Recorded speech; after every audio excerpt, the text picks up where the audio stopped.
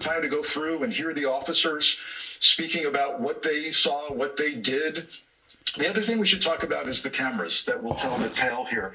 Every major city in America, we all know this, right? We're on camera everywhere. And in New York City, we learned, of course, during the hunt for the CEO killer just recently, that there's something like 18 to 20,000 cameras in at least two of the boroughs that literally allow you to track a human, where they've gone, every block.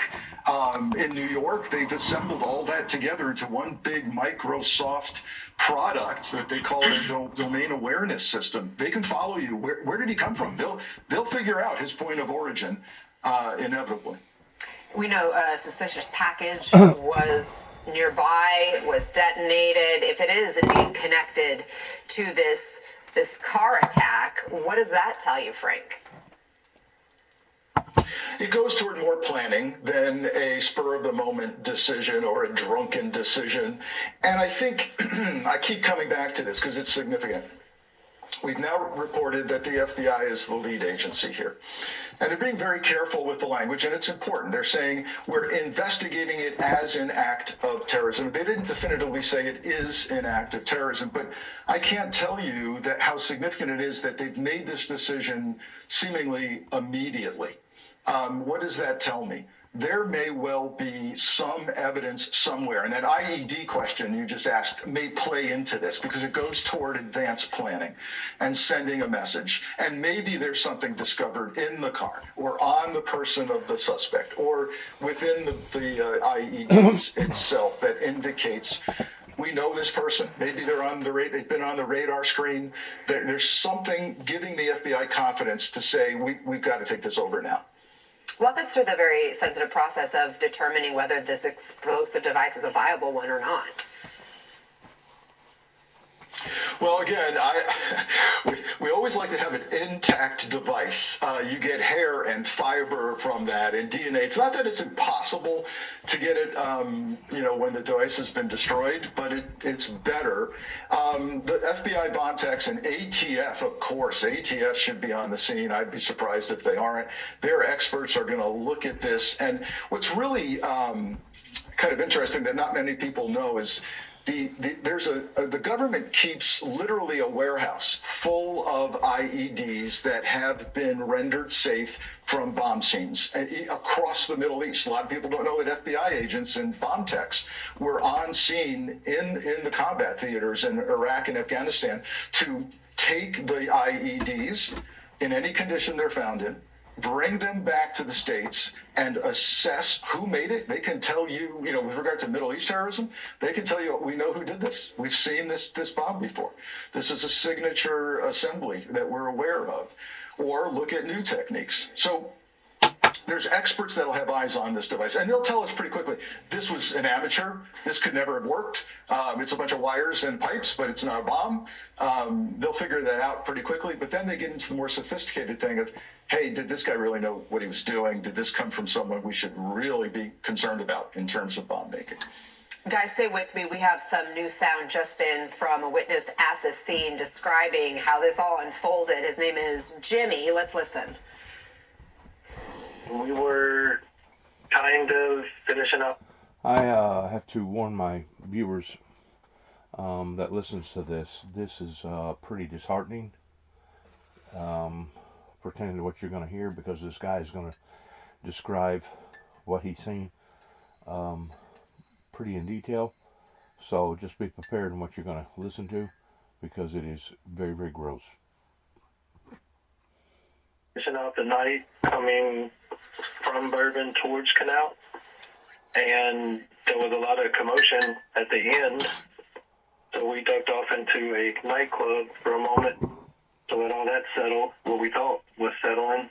And then within a couple of minutes of walking in, a group of frantic females run inside, push past security and hide under tables. And so when we seen that, we live here, and unfortunately our first thoughts were somebody shooting or chasing them. So we knew the club we were at, we ran upstairs. We knew they had a balcony. Whenever we got to the balcony, it is not what we expected. It was the beginning of the mass casualties.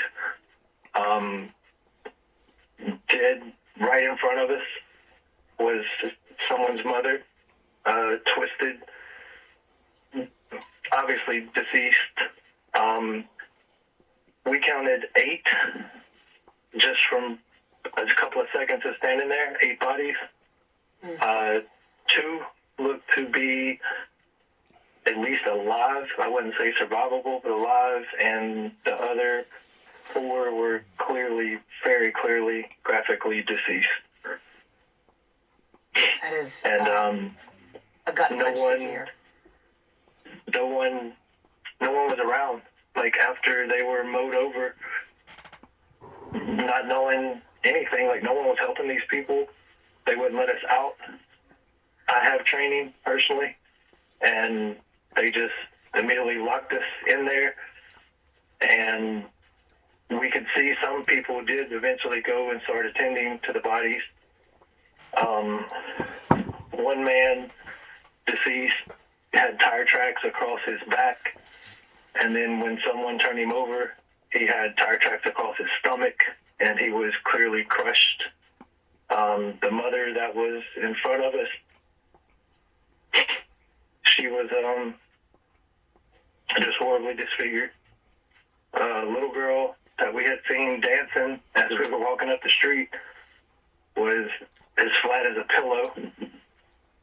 I mean, it just kept going. Like, every eye shot, body.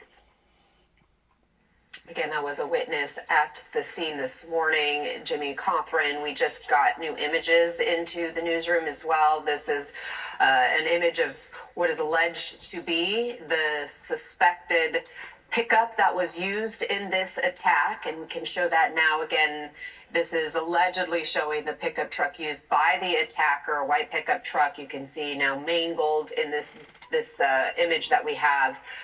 Frank, just your reaction to what that witness described.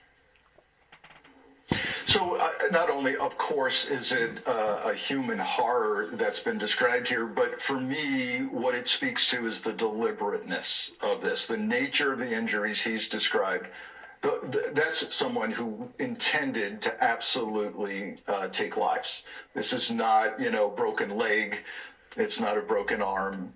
It's someone who deliberately wanted to drive over people and take their lives. And that, I think, also speaks to part of why the FBI may have said, hey, we have to treat this as terrorism. There's a deliberateness here that we cannot avoid. Exactly. How will they determine for sure if it is terrorism? Well, the first thing that's going on is, just as we're covering this here on New Year's Day, rest assured the intelligence community is coming in on what might have been their day off, and they're scrubbing even internationally on all of the holdings. So the 3-letter agencies are up, they're in the office, and they're checking the sources, technical, wire intercepts, human sources around the world to see, did we miss something? Is there some chatter out there about, we did it, or anything like that? And if they've got the identity of the person, then clearly that's being fed into the system. All of that will go into deciding, was this a lone actor or not? What's the motive here? And let's not rule out, here we are talking about international terrorism. Let's not rule out domestic. Don't know what this meant. And again, I also tell people, as we try sometimes unsuccessfully to apply logic to lunacy, it may make perfect sense to this suspect what he did and why he did it. But don't be surprised, if the outcome is we don't know why he did it. We've been through his social media. We've talked to his friends and family. He's got issues, but we don't, it's not making sense to us. That's also a possibility. And Bobby, as you heard what we heard from the witness, as you look at that picture of that white pickup truck involved or believed to be involved in all of this, I imagine that is the focus of where a lot of investigators are right now, collecting evidence at that pickup truck or talking to that witness. What do you think is the priority right now in terms of trying to piece together the motive, the planning, etc.? Well, exactly. They're going to be reconstructing the past here from what's been going on since 3/15. And then, as Frank said, with this individual prior with social media and all that other stuff. I think one thing that jumps out at me right away is the lessons that we have to take from all of these incidents we're seeing is that anytime we go anywhere, and I hate to say this and we hate to have to live like this, you've got to be situationally aware of your surroundings. If you go to the mall, if you go to church, when you go to your office, if you go to Bourbon Street last night, you've got to know how to get yourself out of a potential situation when it's happening and it's happening real time. So in other words, you've got to have in your mind, should something happen here, how am I going to take care of myself and my family? Police and first responders will end up showing up sooner or later and help with the situation. But it's a terrible state of affairs that we've really got to think about these things now, how to get yourself out of an immediate situation that is not moving in a good direction. And you have to look out for you and yours and take care of yourself. I mean, just you talking about that makes me start to think. My wheels are turning. Okay, if I were down there in Bourbon Street, what would I have done? I mean, were there things people can do in future situations, high-profile events, big crowds, that helps to position them in the safest place possible? Yeah, absolutely. Let's take an example of you go to the mall this afternoon and there's an active shooter situation in the mall. I know when I go to the mall, I seem to park in the same area all the time and go in the same door. You want to be able to know alternative options for you to get in and out of that area if something was going bad. When you're sitting in the movie theater, take a moment to look at where the red exit signs are, either on the right or the left, because if something's going on the right, you're going to want to be moving to the left. And again, it's terrible to have to think like this, but a little bit of pre-planning and just a little bit of situational awareness of where you are maybe can be the difference between life and death in a situation like what happened this morning. Yeah, you never know when that information is going to be so critical. Thank you for that. Please stay with us. We have more eyewitness sound now I want to play. Let's take a listen. Being in New Orleans, we have hopes of what it isn't, and that sounds crazy. But let me tell you, this is at this point I know nothing. I know just as more. You know more than I do. I'm waking up to it, and I'm in shock. So that's somebody who lives in the area, did not witness what happened, but like the rest of us, everybody in shock this morning. Here we are on New Year's Day, welcoming in 2025 with a very, very tragic breaking news story unfolding right now in New Orleans. At least 10 people killed, 30 more injured after a pickup truck slammed into a crowd in the very busy Bourbon Street around 3:15 local time this morning. That driver, we are told, got out and opened fire on police officers who were there at the scene. 2 police officers were hit, said to be in stable condition at last check. I want to bring in retired ATF Special Agent in Charge Jim Kavanaugh, and also still with us, former FBI Assistant Director Frank Figluzzi and retired Secret Service Special Agent Bobby McDonald. Jim, just such a horrific situation. You and I have talked over many, many tragic stories, unfortunately. Mass shooting events. Here we have a mass casualty event with a vehicle as the weapon here. Are you surprised a car was able to drive at such a high speed for as long as it did there on Bourbon Street on one of the busiest nights of the year? It's just amazing to me. It strikes me as just a gross inadequacy here of the security. You showed a picture, Anna, a few minutes ago on the feed of some police barricades. We don't know if those barricades were what the killer drove through. The picture there goes to show you how, dump trucks or sanitation trucks that would have been laid across Bourbon Street at either end would prevent a Ford F-150 from getting in there. I own a Ford F-150. They weigh about 4,500 pounds. But you see, even this elevated tool here, it's an elevator or a boom truck, a boom tool, it's tracked, and they put that up there for police monitoring or cameras to watch. Well, even that stops the pickup truck. So a dump truck or a garbage truck or a sanitation public works truck easily blocks the street from a vehicle like this. And I guess it wasn't there because, Bourbon Street is a very narrow street. I've walked down it many times. I'm sure others have. And, it's just strange credulity that if what this guy went through is a wooden barricade and chain link fence like was showed earlier, I don't know if that's the case or not, but I just don't understand how this vehicle even got in there. I think that's going to have to be addressed. But anyway, back to the attacker. Yes, there's certain a level of planning here because he jumped out with a firearm and shot at the police officers, and the FBI ASAC reported that he had an IED. So it certainly has all the looks of terrorism, and they're trying to parse through that. That's what the FBI is stepping up to do. And there's there are so many pieces right now to this investigation. You point out the potential IED, the crash scene itself, and of course they'll be digging into any kind of documents, social media, digital footprint. Since we do know the suspect in this case is dead, presumably they have an ID on the person, although they're not saying just yet.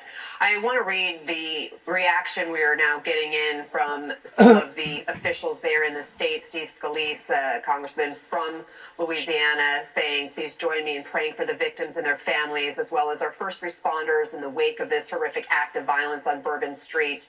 We also are just hearing from the House Speaker, Mike Johnson, who is also from Louisiana, saying a vicious attack on innocent people celebrating the New Year in New Orleans early this morning was an act of pure evil, and justice must be swift for anyone who was involved. Please join us in praying for the victims, their families, and the first responders and investigators at the scene.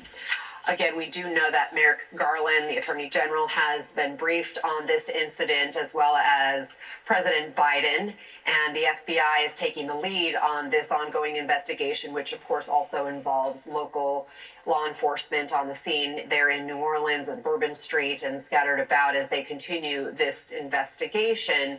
We've seen numerous examples of these vehicular ramming attacks over the years across the globe, even recently.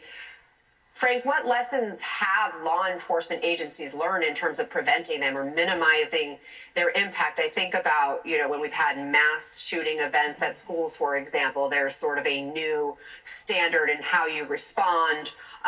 Is there a standard now in prevention for mass vehicle attacks and the like? Well, all our guests, including Jim, have spoken eloquently about where we are on this. And it's actually, ironically, pretty old-fashioned stuff. It's barricades do work, trucks do work. Alternating, what would have slowed this truck down and caused the driver to have to drive in kind of a serpentine manner is if you just simply alternated concrete barricades on the street, left, right, left, right. Now you got to slow down if anybody's going to try it. And then that entrance point, we'll have to find out. We don't know, but what was the obstacle to entry? Wherever this was, whether it was a special entrance for first responders or emergencies, whatever it was, it failed. And so you got to look at that. But I also point out that you can do a lot of things and still have a German Christmas fair incident. It's not perfect here, but yes, you can absolutely mitigate, just like the thought process that's going on with regard to tonight's Sugar Bowl. You can mitigate this. You can push your perimeter even farther out so that if, God forbid, someone's going to detonate a device, it's happening nowhere near the stadium and around less crowds. Where you have your ticket taking, you can do complete searches. You see various kinds of concert and game security where people just quickly wand you. It's not taken seriously. You can take it much more seriously. It will delay your entrance, and so don't be surprised if they decide to go on with this tonight that they announce publicly, if you got tickets, come very early, because you will be patted down and you will be wanded. All of that can happen. More undercover officers in the crowd than even usual. And I think all hands on deck across federal agencies to help out tonight if they decide to go forward. And should people feel safe going to that game tonight? I think if the decision is made to go forward, it will be done with confidence. You can't, if you lack confidence in your plan for tonight, then you can't go forward. And I think they can do it. They'll need even more help, maybe. And by the way, they've already got all hands on deck. It's the Sugar Bowl. So your state troopers are there, county sheriffs are going to be there, and city police are going to be there. But I think now you may see a request for more federal agents. You need more bodies. If you're going to really be checking that crowd out, anybody wearing a device, anybody dressed inappropriately for the weather, whatever it is. Facial recognition. A lot of us don't realize there's facial recognition at most of these stadiums, and that could be pressed into service, of course. Guys, stay with me. I have a new statement now from the White House that we just received. President Biden called New Orleans Mayor LaToya Cantrell this morning to offer full federal support following the horrific news that a driver killed and injured dozens of individuals in New Orleans overnight. The president has been briefed on the latest developments by senior FBI and DHS leadership and his Homeland Security team, and he will continue to be briefed on this incident throughout the day. FBI is leading the investigation and is working closely with local and state officials. Bobby, what is the White House role in all of this? What types of resources could come from the White House involvement?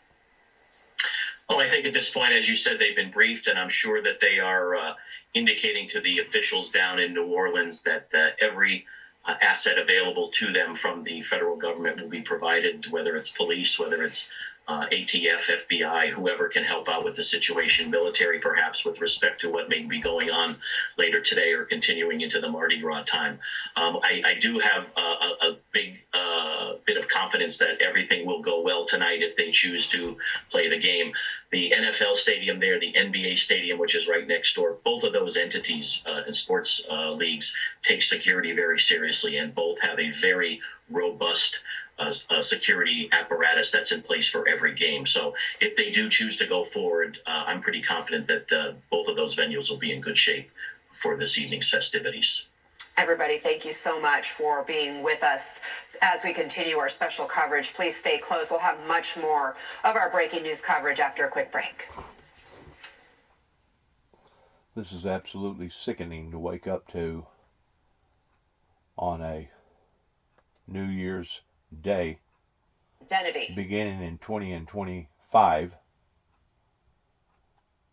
of thinking to yourself, it's never going to end. It's never going to stop. It's only going to get progressively even worse. I got some things that I need to say to my viewing audience shortly as listening to some of this. I'm disheartened about this. But I'm not no more disheartened about this than I am whenever the violence and the hostility and the etc. first took off the way that it took off, beginning God knows when. But now we're just seeing it escalate to the point of where it is today.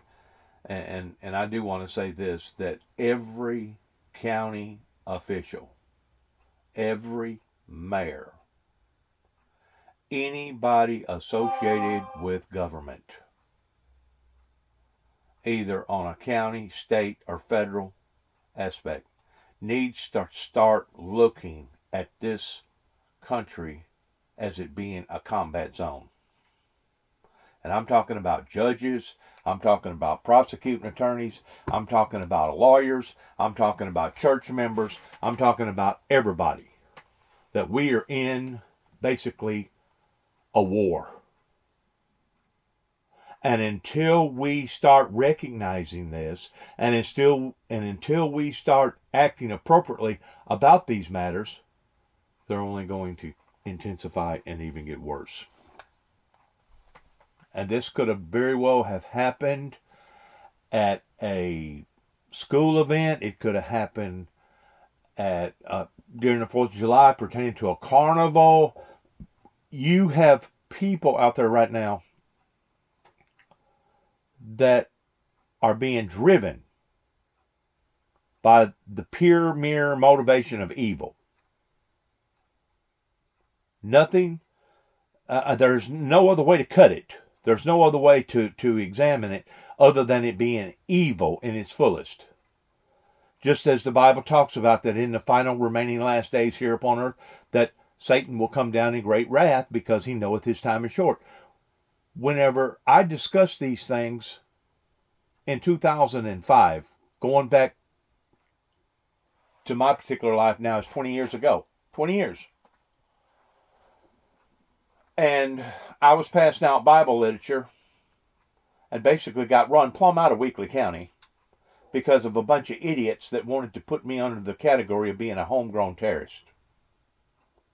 I hope now that those same people, if they're still living, a lot of them aren't, but I hope now that they can look at events like this and say, you know what? Dennis wasn't a terrorist. Dennis was only trying to put out a message to the people and trying to bring advisories and warnings to the people. Dennis was not somebody monstrous like this that's going to get out here and harm and hurt and be cruel to a bunch of people.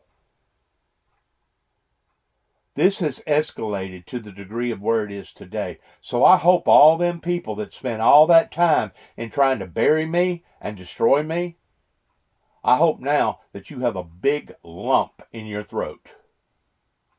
And now, whenever people bring this to your attention, Kenton, Tennessee, Martin, Tennessee, Dresden, Tennessee, Northwest Tennessee, Middle Tennessee, I hope now that that lump will haunt you to the very day you die, especially beginning with Homeland Security Secret Service field offices either in Nashville or Memphis, Tennessee. I hope now that that lump that you can feel in your throat continues to grow uncomfortably, because the taste of this in our mouths is bitter, it's unbearable, and it's affecting our lives down here pertaining to how dereliction of our judicial system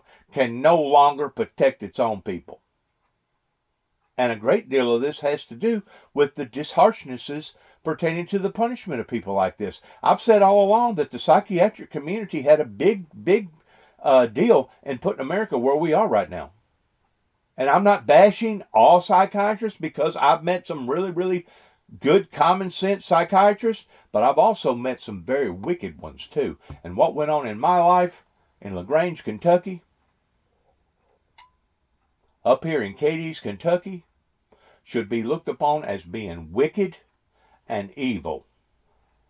Not just in Cadiz, Kentucky, but the surrounding land between the lakes area, as well as what went on right here in Northwest Tennessee.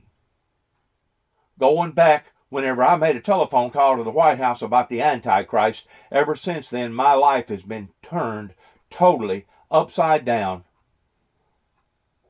And now we're seeing the results of this falling upon the lives of the innocent. Towards now, our country has been turned upside down. It's awful. It's grotesque. You would think by now their whole opinions and their whole demeanor would have changed pertaining to these police officers and these judges and these law enforcement agencies around here that has put me through all this. You would think by now somebody would have had the decency about them to say, you know what, Dennis, you've been treated unfairly in all this. But I guess regarding decent, honest people that's supposed to be in behind the robe, that's dictating to our lives, I guess they're no longer decent, to the degree that if you plan on getting an apology from any of them, you'll have to take them to court. You'll have to play by their set of rules by hiring an attorney, being out that much more money before you'll ever get any type of compensation coming from any of these agencies, including Homeland Security. And to me, if you have to force somebody that way to apologize to you, it's not a true apology. Now that's my opinion, and you can take it to the bank or you can do whatever you want to with it, but I'm just saying, if you have to force somebody to do the right thing, even after they've done the right thing, did they really do the right thing? Because you had to force them to do the right thing. It's a game. And it's a very, very wicked game. And I thank God that Donald J. Trump is stepping into the arena. And I just hope that our morals will change in addressing these issues properly in our courts. And if it means having to make examples out of some of these horrible, horrible situations, well, then so be it. And if we're going to be judged by other countries, well, then so be it. But if it gets to the point that my grandchild, at the age of about a year and a half, knowing that she's fixing to be raised up in a jungle like this, whenever it gets to the point that our children and our children's children is no longer safe in the communities that we basically bled and died for, so many of our veterans died for, something needs to be changed. Identity.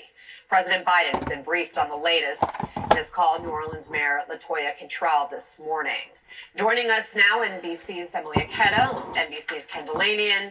Also with us, retired NYPD Detective Tom Verney, retired ATF Special Agent in Charge Jim Kavanaugh, and FBI Assistant Director, former FBI Assistant Director Frank Figluzzi, as well as retired Secret Service Special Agent Bobby McDonald. Thank you all for staying with us as we continue this special coverage. Emily, let us know what the very latest is.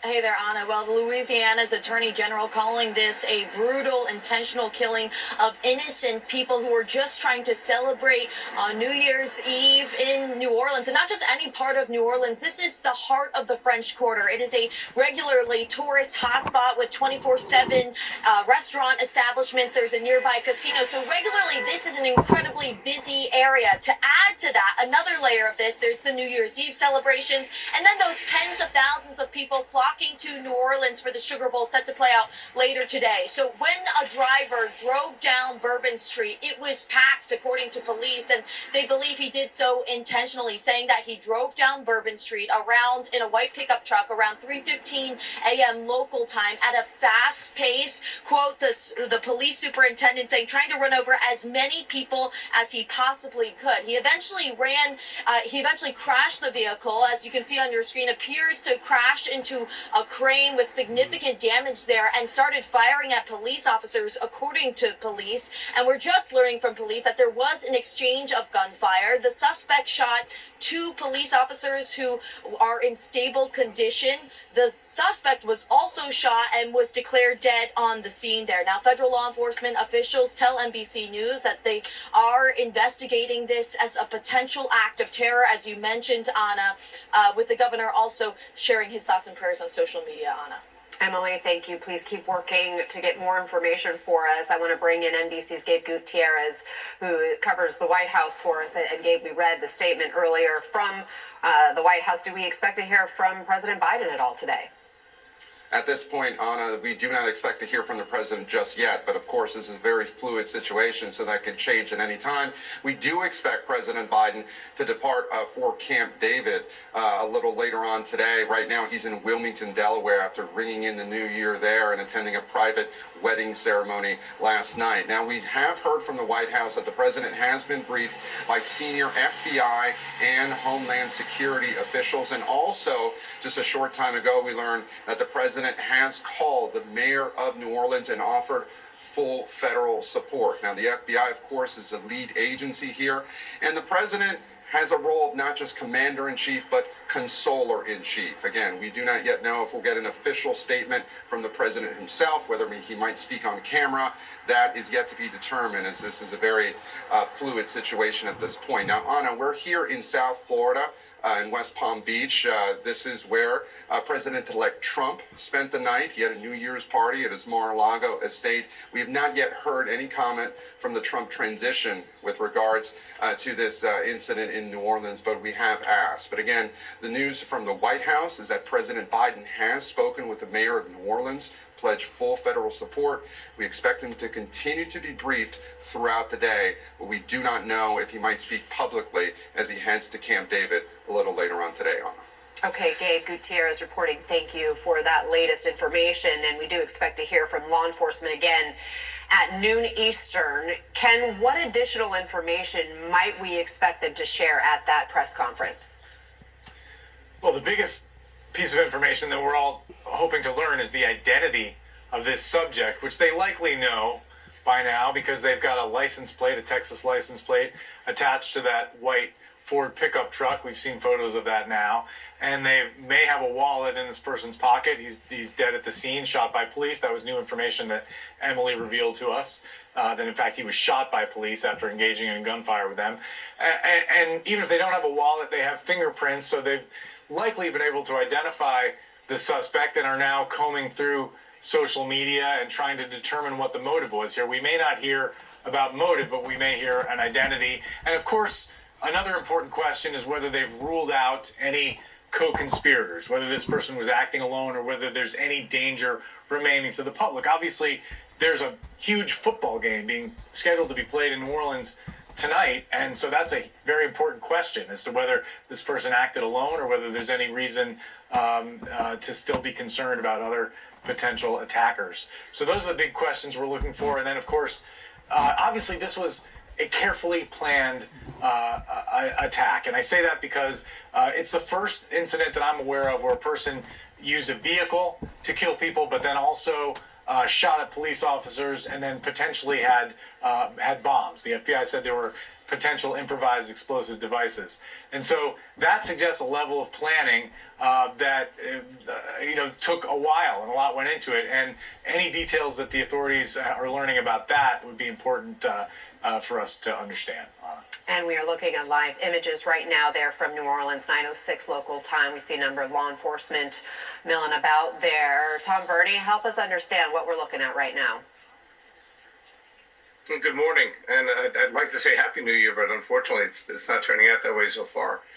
And my condolences to those who have been affected by this. So I mean, as some of the prior guests have already discussed, the biggest concern here is whether or not, as the reporting was just brought to us, is whether or not this person is connected with other people or a larger group, right? When we talk about explosive devices, many times when a device goes off, there's usually a secondary device not too far away. So the fact that he had explosive devices in the truck, would lead one to believe that is it possible there are explosive devices in other places. So that's a concern there. Whether or not he's connected with someone else or a group is a concern. Or is this just a lone wolf type situation? Is this just your garden variety psychopath that just sort of snapped on New Year's Eve and decided to cause all kinds of carnage? So that's our initial concern, right? So this investigation is not over by a long shot. This is going to go on. This is going to go on for days and potentially even weeks, depending on how far-reaching it needs to go. And then as far as tonight with the Sugar Bowl, as was discussed in the prior hour, I know the concern would be, is it safe to go? My initial, thought would be yes, because your events like that already have multiple layers of security to ensure as best as possible that someone like this is not able to gain entry into a large stadium like that. So that would be my initial thought there. If I was someone going to that game, I would suggest to arrive early because there's going to be very likely additional layers of security now that this has occurred.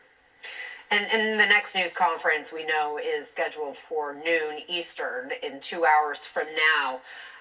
Jim Kavanaugh, what do you think is going on behind the scenes right now as officials get ready to brief the public? Well, they're trying to organize chaos, and that's usually the way it is at the command post on these events, bombings and mass murders and stuff. So the chiefs and the special agents in charge and the political leaders, they're all trying to get together. They want to see what the message is they can put out. They got to put out, to calm the public's fears, is this something where there's more attacks afoot? Do they have any information like that? Or can they put that to bed? It's interesting, Anna, that the guy survived the impact of this wreck, which is a very severe impact when he hit the lift truck. He slammed into that thing pretty hard. You can see the damage on the front of that F-150.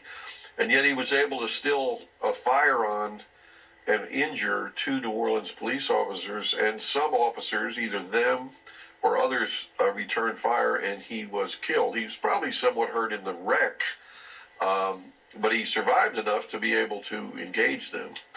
And as far as the improvised explosive device, we just don't know quite what that is yet. I mean, it could be some large handheld device that he was going to light and throw. It doesn't have to be a very sophisticated one, or it could be something more sophisticated that he planned to detonate, electronically, or with a handheld detonator or something. But the impact of the wreck, caused them to fail to do that. It could be something like that. So a lot remains to be seen. It's just not seeing barricades where someone could not drive down Bourbon Street. You can't protect the whole city with dump trucks. It's not possible. Hey, Jim, I'm so sorry to interrupt. I'm going to interrupt for a moment and go to our affiliate WDSU, listening into the district attorney from New Orleans right now talking about this investigation. It does appear that the president did talk with LaToya Cantrell, the mayor. He is constantly being briefed by what we're told are senior FBI and DHS leadership right now. You've tried to implement a strategic plan with technology and social media. You've actually called in former CIA operatives to work with your agents. Is this going to shake out where this is going to be somebody who had an agenda, tried to make a point, just had, if you will, the wish to go cause carnage on the streets of New Orleans? I mean, clearly the goal was to hurt as many people as he could, as fast as he could. I'm not going to speak to the investigation right now. It's too early, it's too soon, it's too fluid. Those blocks of Bourbon Street, that is a massive crime scene that has to be processed and preserved. Where things are should not be disturbed. That's why you see the crime scene tape around it, where you saw your brother and other reporters posted outside of that, because that tells a story. That provides information. If there are other items found in other places that are connected to this individual, that tells a story. So I don't want to comment on the specifics of that investigation and what we know and what we're still trying to find out. It's still too fluid. What about the other explosive devices that they are trying to track around the quarter? I know that the NOPD, certain agencies, they did a sweep before all of this. They had a plan in place, but really we were talking like this whenever Aubrey was giving his live report a moment ago. It's really hard to prevent something like this. You can't constantly sweep the French Quarter, or can you? Or are there things that you can do to constantly change that and, increase the security there? There is a human instinct to try to figure out how this could have been prevented. And unfortunately, there are certain things that are beyond our human control. When an individual chooses to drive a vehicle into a crowd of people, the officers can respond, and they can respond quickly. That's exactly what they did, and they should be commended for their quick, fast work, because it saved more lives. I think we have to look at it from that standpoint. We can't get inside of someone's head. We can't reverse engineer. This is not Minority Report, no matter how many experts you have. But what you can do is have a plan, and you can have officers in place, first responders in place, and they were there. And they did respond, and they did save some lives, and when we all owe them greatly. All right, District Attorney Jason Williams, we do appreciate you stopping by live. It's a hard day for everybody because we keep going back to this. I mean, it is rare, if ever, that we have dealt with a quote-unquote terror attack in the city of New Orleans. Well, especially with such a high-profile tourist weekend. I think that's the hardest thing for us to really contend with right now. This is a big game tonight. There's so many fans, like from Georgia, from Notre Dame, who are in town right now. It's the biggest game of the year for me. I was looking forward to today. It is the first day of our new year. There are no words. All right. Again, we do appreciate your time so much, and again, if you could keep us posted on any new developments that you get, and our hearts and prayers do go to those victims. Yeah. All right, we do have crews all over the city right now. Okay, we're going to break away again. That was our affiliate, WDSU. We're going to go forward here real quick. See if they can bring us some newer information about this horrible scene. So I think this is a gross failure of imagination to secure that. And if I was a victim's family, I'd be extremely angry at this, that my loved one was run over by a truck and an attack on the street where no vehicle should have ever been able to egress on New Year's Eve. So, I just reject that. It's a lack of imagination. If we took 1/20th of the officers and resources we have there now to do the crime scenes and do the picking up the evidence and secure it, if we had 1/20th of them using their thought process prior to this to barricade that street effectively, you wouldn't have to do any of this. So I don't agree with that assessment. I think this, when I see a truck driving 8 blocks on that very narrow Bourbon Street, the iconic Bourbon Street, was preventable with the proper barricades. I see that as a gross deficiency.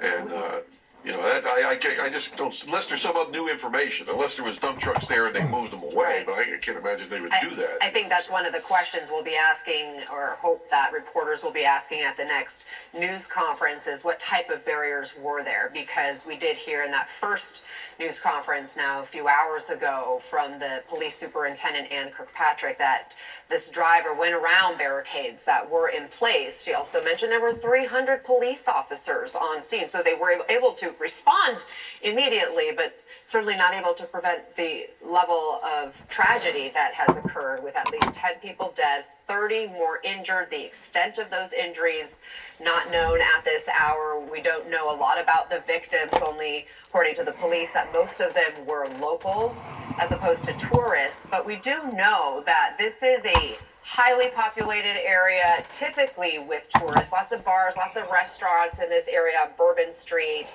New Year's Eve, huge parties and celebrations happening. Law enforcement knew that there would be big crowds, which is why they positioned themselves in this area. So now they have it all shut down as they go through this investigation. Frank, how do you balance the fact that there are so many people? This is a busy area. Tourists are in town. They may need to get out of there. How do you kind of get things moving, but at the same time keep the sanctity of the evidence that may be stretching several blocks? According to one eyewitness, this truck went 8 or 10 blocks. Yeah, look, the primary priority here is this crime scene, wherever and however big it is. You'll recall the Boston Marathon bombing. I mean, much of Boston and certainly the route along the marathon and the hotel right there near the finish line that was impacted. People saying, look, I got luggage in my hotel. I'm going to, miss my flight. Well, the airport's closed. Well, I can't get in the hotel. I've got nothing. A lot of people stuck in that. And that may be the situation here. You're going to have to cordon off the area that you need to assess for evidence. It's going to be a while. People shouldn't expect that this is going to be over in an hour. It's not. And then it gets even more complicated if there are other evidence locations. So search warrants. So did this person stay at a hotel nearby the night before? All of that now becomes a crime scene as well, and will have to be controlled. Also, I feel the need to share the sense of frustration that Jim Kavanaugh just experienced. I share the same frustration. I keyed in on it also as soon as the person said, you can't prevent this stuff. Nonsense. Even if you don't like the word prevention, the word we use in security is mitigation. Yeah, sure, if someone wants to harm, you may not be able to prevent, but you can certainly mitigate the damage that they're going to do. The other thing I've got to share from 25 years in the FBI and major scenes like this is politicians are going to politic. And so when you have the lieutenant governor going on the air by himself, expressing rumors, rumint is what we call it, rumor intelligence. When you have the active DA going on TV, just feeling the need to, he's an elected official. I'll leave it there. But what it tells me from a command situation is the command center doesn't have control, and they never have control of people who have to get elected for their jobs. But what I've done in the past, whether it was anthrax, or other events I've been in charge of, I actually go to the elected officials and I go, I'm begging you, I'm going to keep you informed, but you can't go off on your own and do this. So that's got to take place now. Tom, your thoughts on all of that? Yeah, look, this is a chaotic situation to begin with, especially as an investigator, right? Trying to make some sort of sense out of this chaos. And then you have elected officials who feel the need to kind of put themselves out there and show face. And then they start saying things which, may or may not jeopardize an investigation. So that's why you're trying to keep the circle of trust here, right? And circle of information sort of in one place and let the investigators then sort of pipe that up as to what information is able to be released at certain times that are beneficial to the investigation that won't necessarily hamper or jeopardize the investigation. I feel, I can't tell you how awful I feel for New Orleans. I have an affinity for New Orleans, having been down there a number of times. And in 2005, I was part of a team of 300 of us that came down from New York City after Hurricane Katrina. So I'm very familiar with New Orleans. And as I think it may have been Bobby that had mentioned earlier, as far as, these red zone streets or hot zone streets, whatever way you want to preface it, these are certain areas that absolutely should be cordoned off when you're going to have tons of people throughout the night. Just as we did last night in Times Square. You couldn't get to the core of Times Square with a truck last night on New Year's Eve. It would have been very, very difficult to make your way even close to Times Square, given the event that takes place there every New Year's Eve. And the same thing goes for here for New Orleans. There are certain areas that you're going to get an influx of people. There's going to be a big celebration, and you have to sort of deter as best you can or thwart some sort of incident like this from occurring by putting in place different layers of countermeasures to ensure as best as you can that a vehicle and or a group of people or someone who's armed with a gun or something else doesn't make their way to that area to cause damage as it happened last night. Guys, my colleague Tom Winter, an NBC reporter, has some new reporting from 3 senior law enforcement officials who have been briefed on this investigation, who are telling him that federal investigators and local law enforcement are looking into reports or trying to determine if this suspect who was driving the vehicle was also firing a long gun rifle into the crowd while running people over there on Bourbon Street. This is an image of the alleged pickup truck that was used in this attack. In addition, we're told this vehicle is the intense focus for investigators who are using the license plate, apparently a Texas plate, to try and determine more information about the suspect and the case and what led up to this tragic incident. On the rear of the vehicle, we're told, according to 3 senior law enforcement officials briefed on the investigation, that there was a flag or had some kind of marking, which investigators are acutely focusing on right now, trying to determine the motive. So, Frank, a lot of information there potentially about the vehicle, Texas plate, potential long gun rifle involved in this attack. Again, this coming from law enforcement briefed on the investigation as points of the investigation that they're currently probing. Yeah, I mean, this new information seems to further corroborate the absolute objective to take out as many lives as possible. I'm going to do it with tires on my truck. I'm going to do it with a firearm. I'm going to do it with a long gun. We don't know the nature of the long gun. It hasn't been fully described to us, but it could be that it has a large capacity magazine. I don't know if we're hearing reports of people with bullet wounds, and perhaps it's too early to make sense of all of that. It's possible that people experience being run over and being shot. I don't know, but we need to, we would start hearing, hey, we've got bullet wounds here. I don't think we've heard that yet. So that's interesting as well. And whether that was a reflection of a desire by the suspect to take out police officers who might be pursuing him. Now, with regard to this information, we should be very careful about whether there was some terrorist affiliated insignia or flag on the back of the truck. We should be careful. It could be a distraction. It could be a distraction. It may not be a distraction. And we would be listening for a terrorist organization to take credit for this. That could happen. It could take a while, or this could be a lone actor. I always talk about the speed to radicalization that I was witnessing as I was retiring from the FBI, and what I'm told is continuing. And that means that from the point you're first approached with, say, a radical sermon or a video series, we are seeing young people radicalized in record time.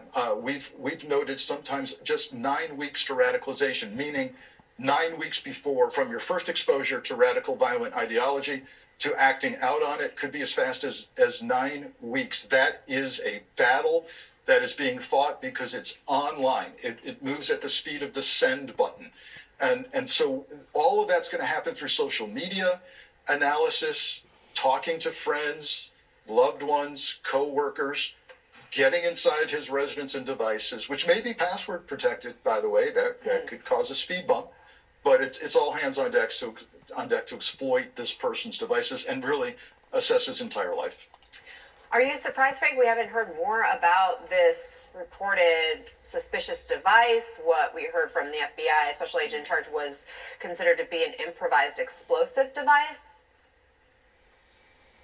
So I lack clarity here, and perhaps Anna, you can help with this, but I'm hearing what appears to be conflicting reports about the location of these IEDs. Was it within the truck? Was it in a different location than the truck? And we're not sure if it's associated with the truck. And I think I expect to hear much more about that at the press conference.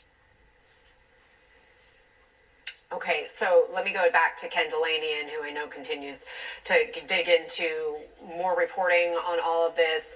Ken, do you have any clarification on what we were just discussing related to that improvised explosive device, where it was located and whether it was in fact directly connected to this ramming incident, this vehicle incident? And what more do we know about the vehicle itself and the types of clues that it may be giving investigators? Yeah, I don't have any clarification on the IED question, Anna, but between phone calls I just had with federal law enforcement sources and Tom Winters' new reporting, I can tell you that investigators are focusing intensely on this white pickup truck with a Texas plate, and they are examining what possibly could be, I'll caution, it's possible, they're trying to figure this out, a flag of some sort affixed to it. In the back, there was some white PVC piping with a black cloth attached. And they are trying to figure out whether that has any significance, whether there was any writing on it that would tell them anything about the potential connections and motives here. Tom Winter is also reporting that federal investigators and local investigators are trying to determine whether the suspect used a long gun rifle and was firing into the crowd while he was running people over on Bourbon Street, which would add a new and deadly dimension to this. Look, the bottom line here is the more we're learning about this, the worse this gets. This was an absolutely horrific attack that appeared to be the result of significant planning on the part of the person or persons responsible. And I think we're going to learn a lot more at the next law enforcement briefing on it. Okay, Ken, thank you for your reporting. Bobby, how do you keep the public informed in a situation like this without stoking fear or panic in the local community when so much is clearly fluid right now? Yeah, very difficult to do. And again, it's all in the messaging and the way that messaging gets out. As I said before, hoping that they have a unified discussion going on now as to how to present that information to the public. They want to allay any fears that the public has, that they've got the situation under control, that some information will be able to be given out, but other information based upon the investigation will not. So it's a little bit of a dance that has to be done now by the management team down there, the local officials, the management of the agencies, to get a message out that is going to allow for confidence in the public to know that this situation is under control, that the investigation continues, that the next of kin are being notified in a compassionate way of the loss of their loved ones, and that this will move forward, but that the city is safe, will continue to be safe, and that the events of tonight hopefully can go on in a safe manner. It's going to be a very delicate situation on how to manage that information flow out to the public moving forward. Everybody stay with me. Joining us now in Louisiana is Louisiana Illuminator editor Greg LaRose. Greg, thanks for taking the time. You've been doing some digging on the barricades and the ballards around that area. What are you learning? Yeah, Anna, what we're just learning, there are these bollards that rise from the ground. They can move them down to allow for pedestrians to move more freely, but they were erected back in 2017 specifically to prevent what we've seen occur overnight. And what we've just learned is that the bollards in this section of Bourbon Street were down to allow for street construction. The driver of the truck was able to go around a police barricade, and that's simply basically a portable fence that they placed at the front end of front end of Bourbon where it meets Canal Street. And so that driver apparently was able to get down about 3 blocks of Bourbon before it collided with that piece of that lift vehicle where the shootout then took place. And I'm just wondering, since you know this area so well, I think about New Orleans and I think of Mardi Gras. This is a city that can handle big events like Mardi Gras. So how big of an event is New Year's Eve in New Orleans typically?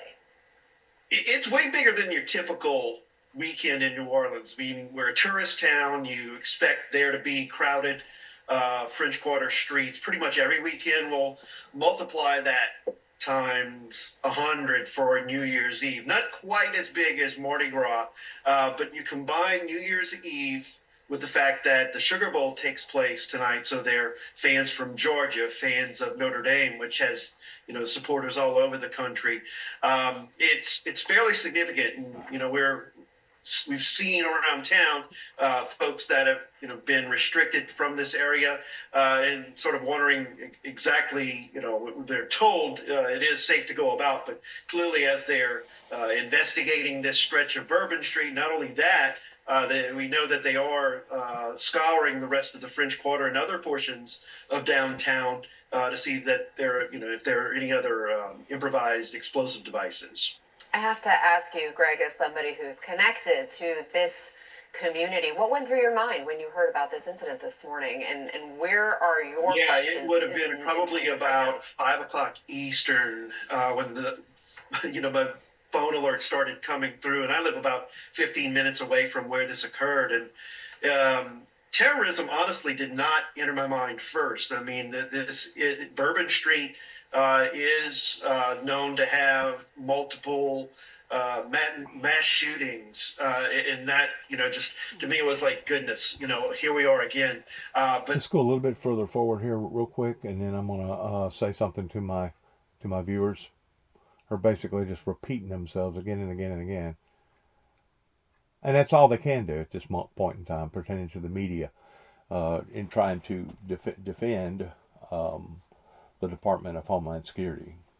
You can't defend a Department of Homeland Security if it's undefendable. And that's basically where we're at right now. We have reached a point that everybody and their brother knows that our defense system regarding Homeland Security has failed us. They have failed us in so many different areas. It's not even funny. And to think that we just how widespread this crime. To think that we continue to ramble over the same thing again and again and again is sickening. Please listen to this individual. What we're seeing right here, certainly we know what we have there around Canal Street and Bourbon and surrounding blocks and areas. But outside of that, I think what's going to be really interesting as they continue with the investigation throughout the day, tonight, and over the next few weeks, if not months, is to really determine where is he from, who is he, who he's associated with. Was he in this involved alone, or were there other persons engaged in this operation, which clearly there was some real preparation done before this attack. So I think that we certainly are going to find out more, and probably within an hour when they do a presser there in New Orleans, hopefully, as to where this investigation is at this point. Now, they're going to be sparingly giving information because it's still a very active investigation. And if it does involve any type of terrorism, whether it's domestic or foreign, they're probably going to share information even more sparingly, and understandably so, under the conditions in which all of this occurred. So I think within the next hour or so, we're probably going to see just how, what are the other implications may be around this attack on our streets right here in this country, whether they were foreign or domestic. And when we talk about terrorism, a lot of terrorism, the term has been thrown around a lot this morning.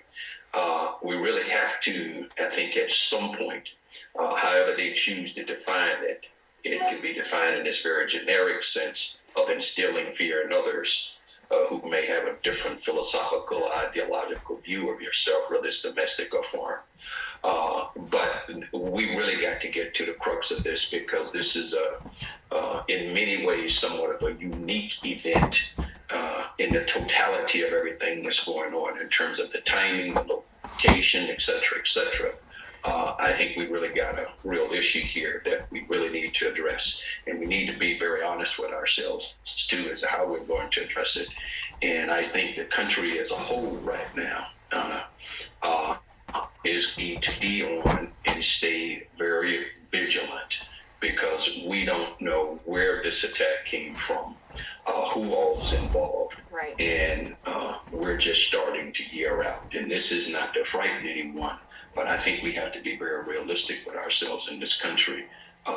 This attack will pose a real significant concern, and should be for all of us. Some important advice and guidance there as we look at live images, the sun shining on New Orleans as this investigation is underway after an attack that occurred about 7 hours ago, 3:15 local time, there in the heart of the French Quarter on Bourbon Street, where a car plowed into dozens of people, sending at least 30 to the hospital and killing at least 10 on the scene. Frank, our colleague Tom Winter had laid out how investigators are really focusing in on a vehicle there, white pickup truck, alleged to have been the attacker truck.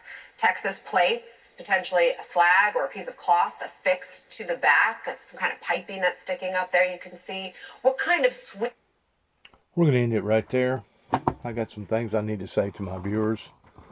And they're really things that, to be quite honest with you, I wasn't planning on talking about, especially on the first day of January the 1st, New Year's Day.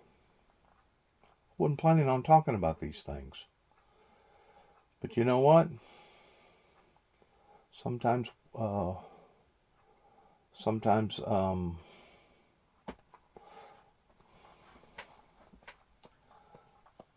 we don't do everything that we want to do or that we desired to do, especially whenever it comes to stuff on this perspective.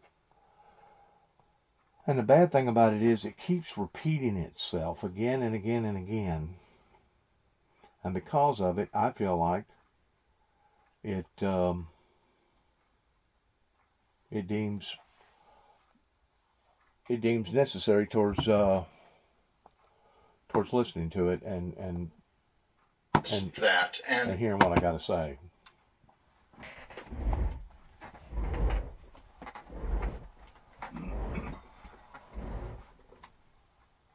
First of all, I have been preaching a message now for quite some time about all this, and it's pretty obvious that we, the people, have failed our own country. Now, the next question is, where did we fail? Well, I continue to keep pointing my finger at the core of origin, in which a lot of people either don't believe, or they don't care to believe, or they know what I'm talking about is the truth, but they refuse to acknowledge the truth because of the shame. Which that in and of itself is a very, very shameful act, to think that people would disregard the facts or disregard the truth just to cover up their own shame. But we're going to go right here in the early 80s that probably a great deal of my audience wasn't even thought of at that time. wasn't even thought of. But now has come into this world, especially here in America, has come into this country, being born, realizing, my God, is this really the great America that I've read about in the history books pertaining to land of the free? This land is your land, this land is my land.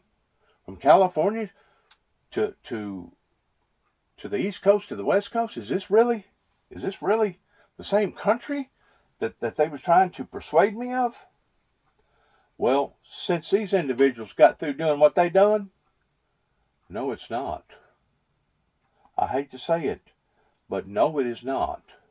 This is Mr. Ronald Reagan, and this is Mr. Gorbachev that had the birthmark on top of his head, that even then, in the early to mid to late 80s, was all this yik-yak and talk about the Antichrist, because at one time they actually thought that Gorbachev could have been a leading example of the Antichrist because he had a mark on top of his head pertaining to a birthmark.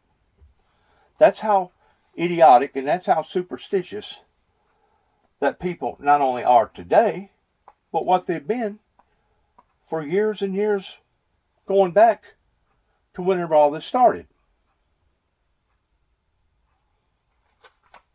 Bear with me, please.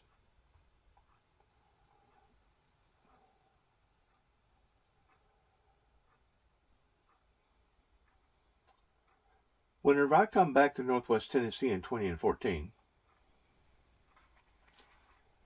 this picture right here was taken, give or take, probably around 15 or 16 before my brother died in 2017. But whenever I come back to a building that I helped to build pertaining to this church, First Baptist Church, down in Jackson, Tennessee, and was basically escorted off of the property after I went in for the first time and wanted to observe some of the work that I'd done, because I helped to build this church working for Wayman Jewell, Jewell Construction, Tri-State Construction in Kenton, Tennessee. And I go into a church to observe it, get permission to film it, and then get told not to come back. Something is wrong with that picture. Especially if you was one of the people that helped to put the building up to begin with. Talk about sharing appreciation. Well, no sharing no appreciation pertaining to treating somebody like that. That was disrespectful is what that was, in how that those people was responding to all that. Today, we are seeing things on levels that is absolutely frightening. It's frightening to children. It's frightening to adults. It's frightening to other facets of people here in America, regardless whether you are a true Native American or you're not a true Native American. It has absolutely become frightening to so many people in seeing this monster that is developing right in front of our very eyes. It keeps getting bigger and bigger and stronger and more powerful and more powerful. And you can't blame people for being overly concerned whenever it comes to this, especially whenever you continue to be ravaged again and again in seeing these horrors, such as we're seeing here, develop on January the 1st, year 2025.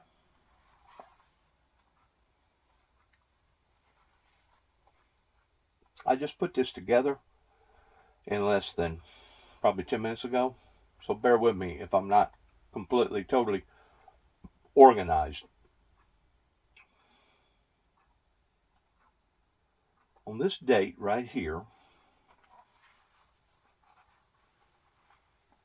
10/10/2005, which is 20 years ago, and to me this is an important date.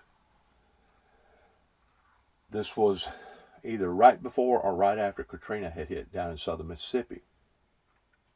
This letter was going to George Bush, at 1600 Pennsylvania Avenue, Washington, D.C., zip code 20500.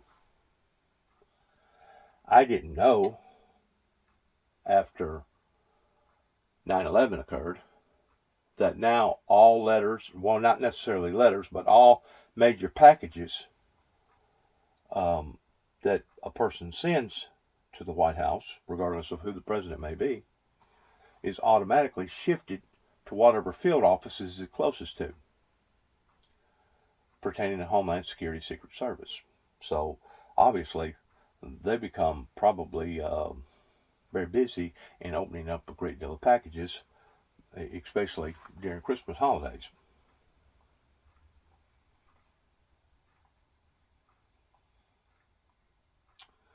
While I was in Nashville, Tennessee,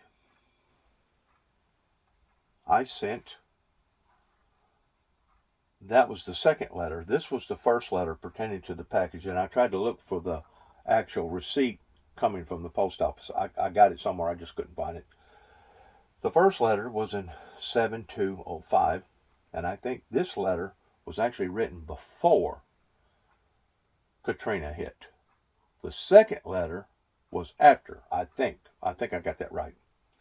But this was out of the collar of the shirt that I sent to White House that I wrote 7205, because I know that everything that I was doing needed to be recorded to verify my intent, my motive, and the facts of that event.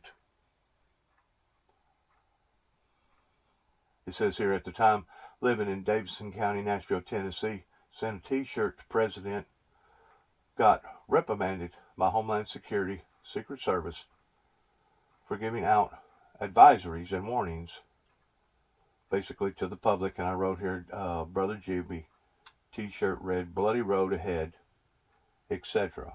Now let's go to the actual t-shirt that I sent. I don't know, because it's been, 20 years ago. I've slept since then. I don't know if this was on the front of the shirt or the back of the shirt or vice versa. I think, but I'm not for sure, the front of the shirt said A Bloody Road Ahead.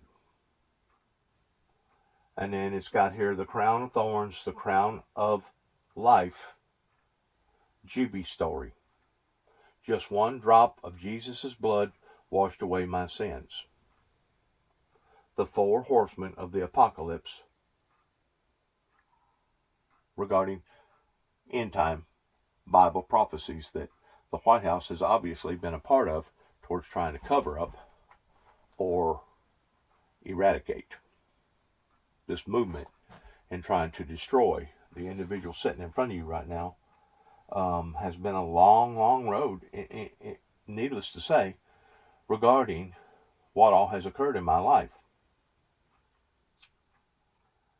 You've heard me made mention before.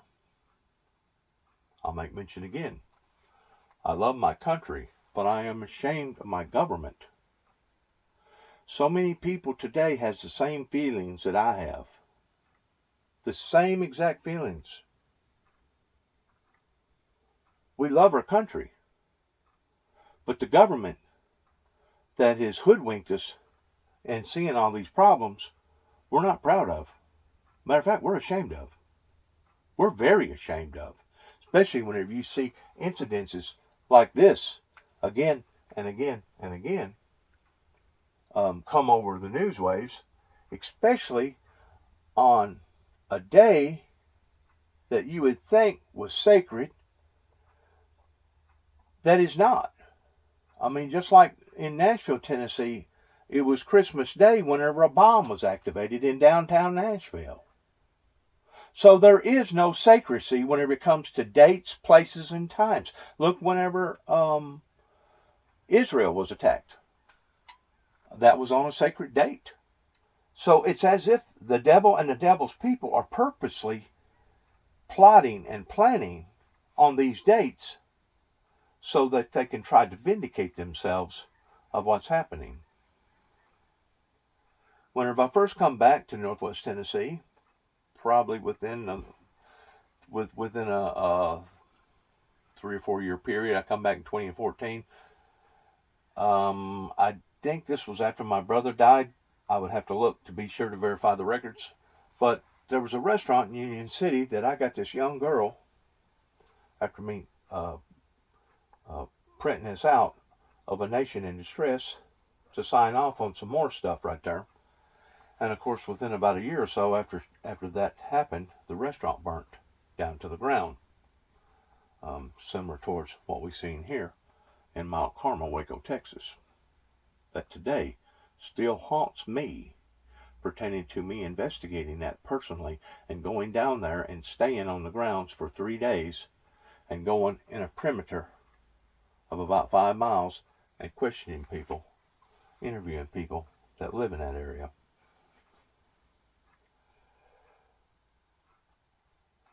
I also wrote this pertaining to the 13 men and possibly women too, I don't know, that got killed during the walkout of the Afghanistan war. That I put this together pertaining to Missions Baptist Church that at the time I took a picture of, that said, "Let our actions make us worthy." Not our speech, not our speeches, not anything else that we may say, but what we do.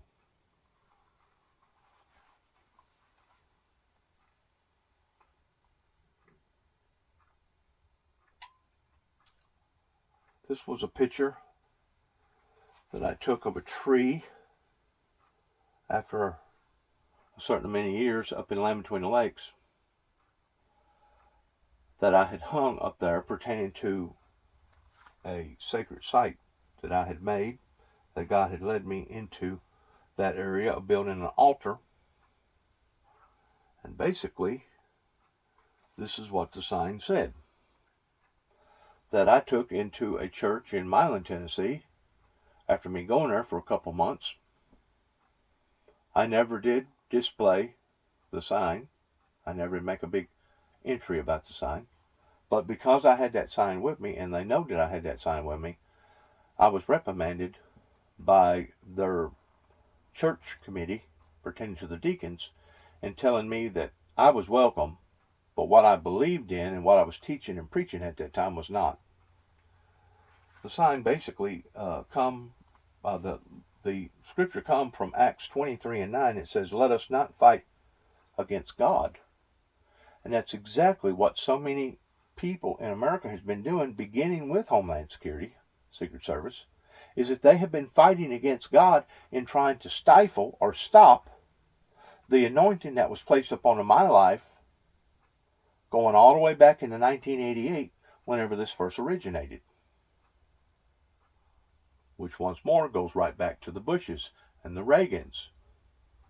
Goes back to the guy with the thing on top of his head. I think it was Brezhnev, the leader before Gorbachev, that made reference to the fact that we will take the American people over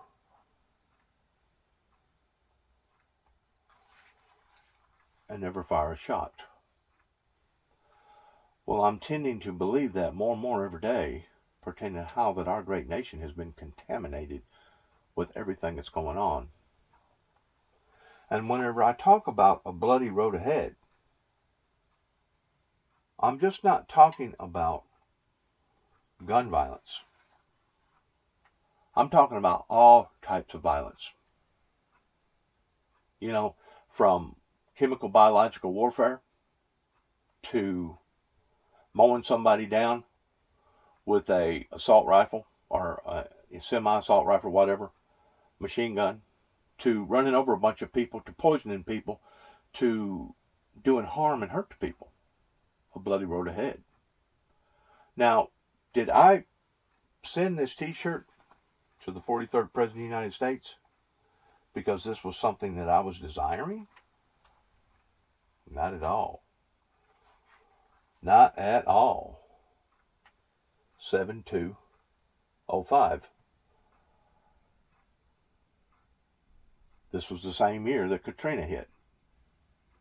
I was in Nashville, Tennessee, being reprimanded by Homeland Security because of trying to put out extensive warnings and advisories to the government that was taken not as an advisory, not as a warning, but it was taken as a threat.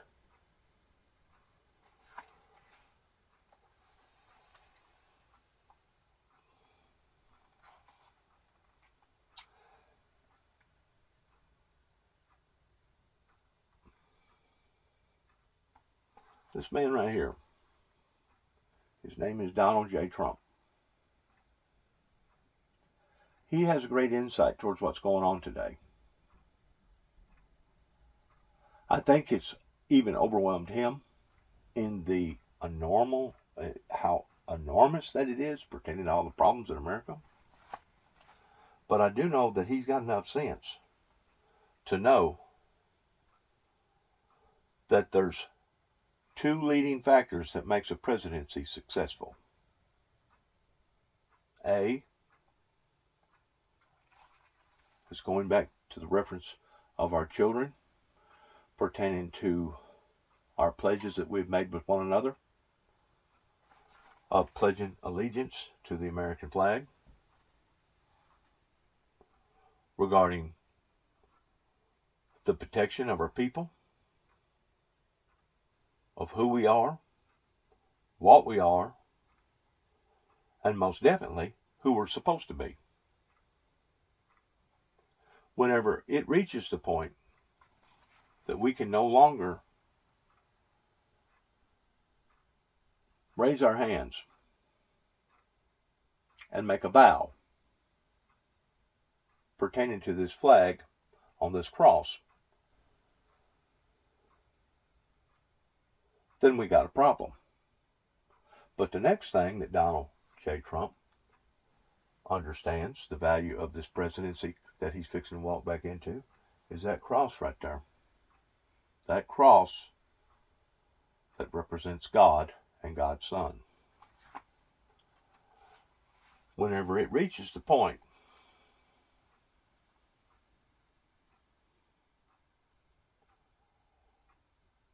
that we can no longer defend those who have defended us, then we sure enough got a problem. What this actually says is only two defending forces have ever offered to die for you and I. Jesus Christ being one, and the American soldier. One died for our soul, and the other one died for our freedom. Thanking both today regarding that. I don't know, whenever I put that out, I put out so much material. I felt like that was deemed worthy of looking at.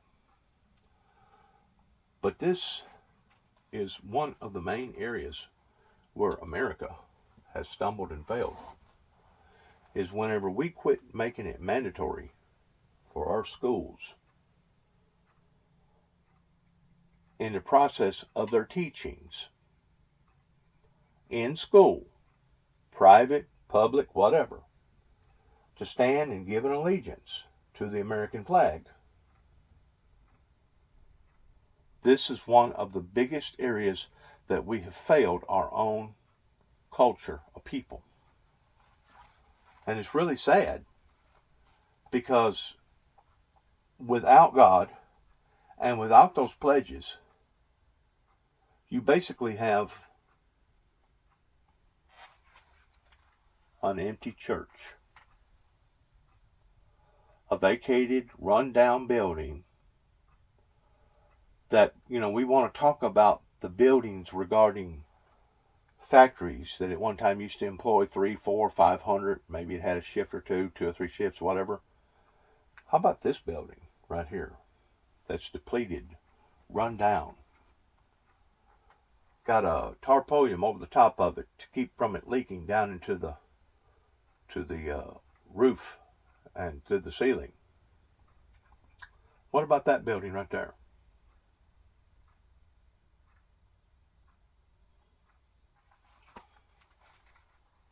The building that represents God. Keep in mind that the building is just a building. Okay? But that's the results from the building whenever you start walking away from your true northern star, which is Christ, the only risen, living, remaining Savior that this man here recognizes and knows. You don't have to be a brain surgeon. You don't have to be a president of a great nation. All you got to have is enough insight to know the differences between right and wrong, and what will save you and what will destroy you. And if you don't have that kind of ability to understand those things, then maybe you're not worthy of saving. Maybe you've reached a plateau in one's life that now you basically throwed everything away, including your very own soul. Well, I don't believe that about this man right here. I believe that God has spared him and spared his soul for a reason, to try to get us back where we're supposed to be as far as the balance. What is it going to take because of what's occurred? It's going to take some pretty horrible stuff that's going to occur in the eyes of a great deal of people just to be able to realign this thing. But the fact of the matter is, Christ come as a lamb the first time. But whenever he comes back the second time, which is working through us, he's not coming back as a whipped, depleted,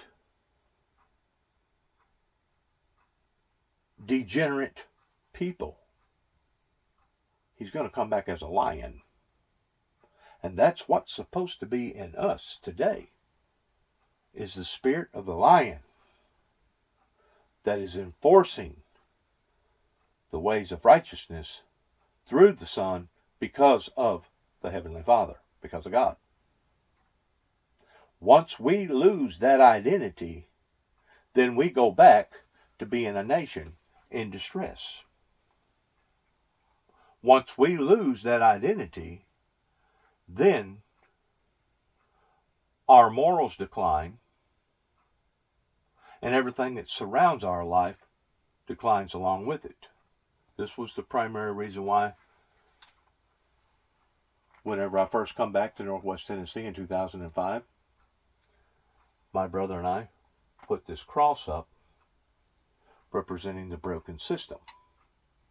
Because originally the cross was for the Romans to maintain law and order. That people that acted heathenistically, like this person here did, towards killing a bunch of people, you know what's coming if you act that way in the eyes of society. And as I said earlier on this video, that some people is going to judge us in other countries towards us being overzealous or too headstrong. But I'd rather be judged that way than to be judged this way again and again and again, which is demoralizing. It's shameful, and it's a heartache to think that we don't have enough umption about ourselves to enforce laws to prevent from stuff like this occurring.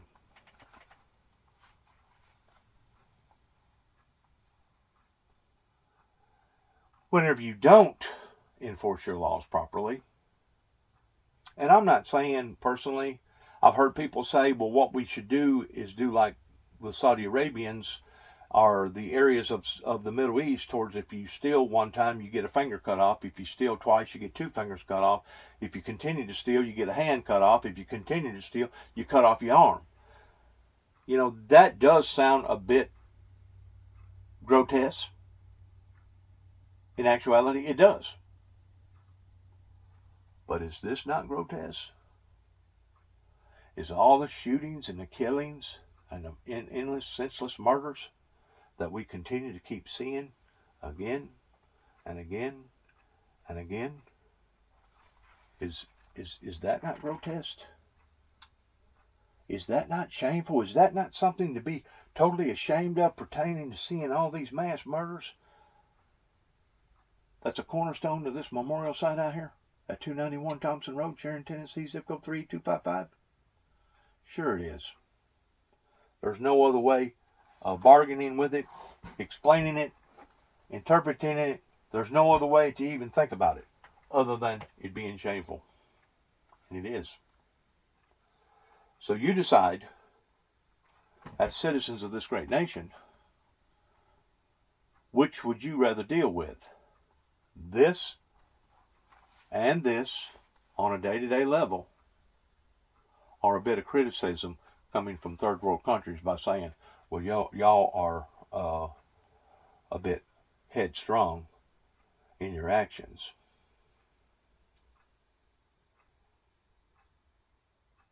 The results of this is basically this: doom and gloom and agony on me. The results of this that began during this is results of this 9/11. How many more times has the American people going to have to be ravaged again and again and again before we're going to come together and look at one another and say, you know what? We should have done this a long time ago. We have stepped off into an area that we don't want to be in, but it's not a matter of us doing what we want to do. It's now a matter of doing what we have to do. This is the year 2025. I was not planning on making this video at all until I woke up this morning, give or take about 5:30, and this was already being pumped into our airwaves.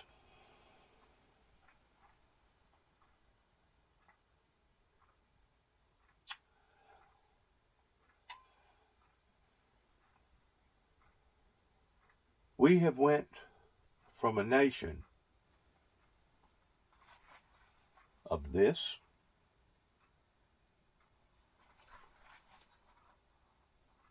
that originally started out as this. This was a church that I helped build long about 1977, 1978. I fell off 4-story building in 1979. We may have actually started that project in 75, I don't know. To now having a nation filled full of stuff like this. We thought this was cute. We thought, well, freedom of religion, we'll let them do whatever they want to do. Okay. You let them do whatever they wanted to do. And we see now what the results is because of this. Demonic worship. That same 5-pointed star right there was handed to me in 1988 by a bunch of Saudis that had come over to America over here in Martin, Tennessee. That put a black piece of cloth in my pocket that I tried endlessly to tell people about again and again and again, and was either overlooked, ignored, laughed at, degraded, or demoralized because of.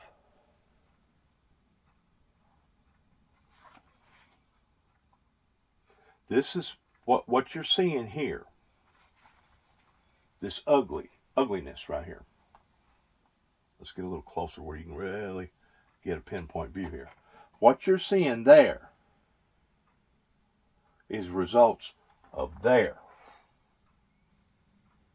The ugly that you're seeing here is now transponding into our streets on a day-to-day level.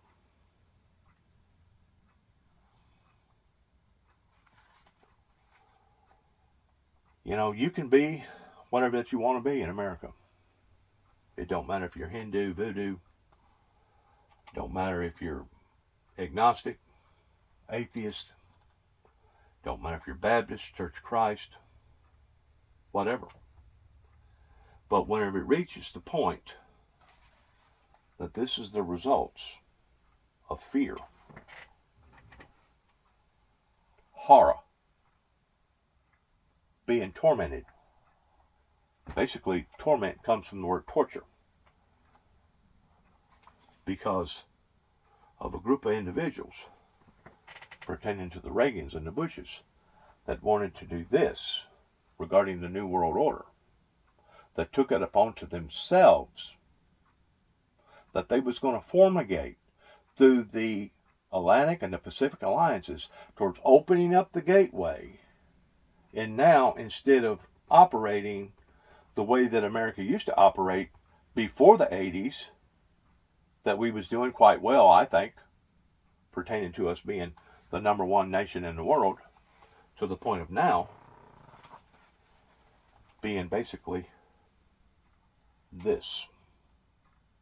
So the results of this that began with the Reagans and the Bushes, once more, is a result of that.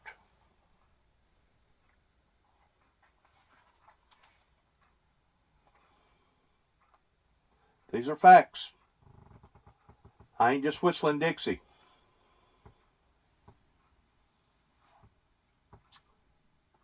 In the formation of this is in correspondence to that. Now, if that's your New Year's resolution, and you want to continue to go down this endless cycle of despair again and again and again, continue to do what you're doing, and you're going to get the same results again and again and again, which are not good.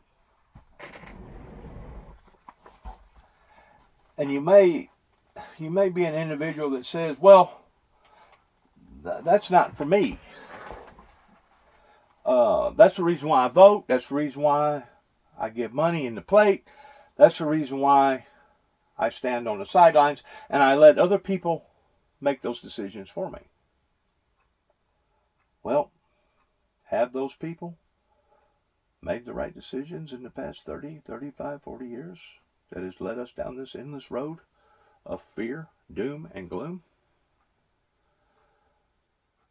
I don't think so. I think, if anything, they have led us down a winding, twisted road, similar to the Dragon's Tail. This is a particular river. I don't forgot now where it is.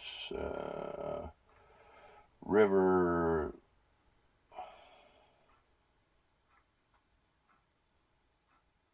I can't make out what it is. But it's a river in another country that they basically call the tail of the dragon, similar towards the tail of the dragon that we have up in East Tennessee. But to go through these cycles of back and forth, and back and forth, and back and forth, it's actually in correspondence to biblical scriptures that talks about, in the King James Version Bible, for nation shall rise against nation, and kingdom against kingdom. And there shall be earthquakes in divers places, and there shall be famines, and troubles. These are the beginnings of the sorrows the Bible talks about. Take heed to yourselves, for they shall deliver you up to their councils. That's exactly what they have done to the founder of the Windmill Ministries, because the people, by and large, abandoned me. Not only did they abandon me towards putting me out on a limb to dry, but they was actually part of the people that was doing the attacking or allowing for the authorities to do the attacking. Take heed to yourselves, for they will deliver you up to council and into their synagogues. Oh, synagogues. Think I had anything to do with that church that I built in the early mid-70s? And ye shall be beaten, and ye shall be brought before rulers and kings, and for my name's sake, for a testimony against them. Now, I understand that I really irritate a great deal of people, and they rather me stay quiet. But if it was meant for me to stay quiet, I think that God would have already done silenced me in my death. And in lots of ways, it would have been much easier for me to have died than to went through this suffering again and again and again.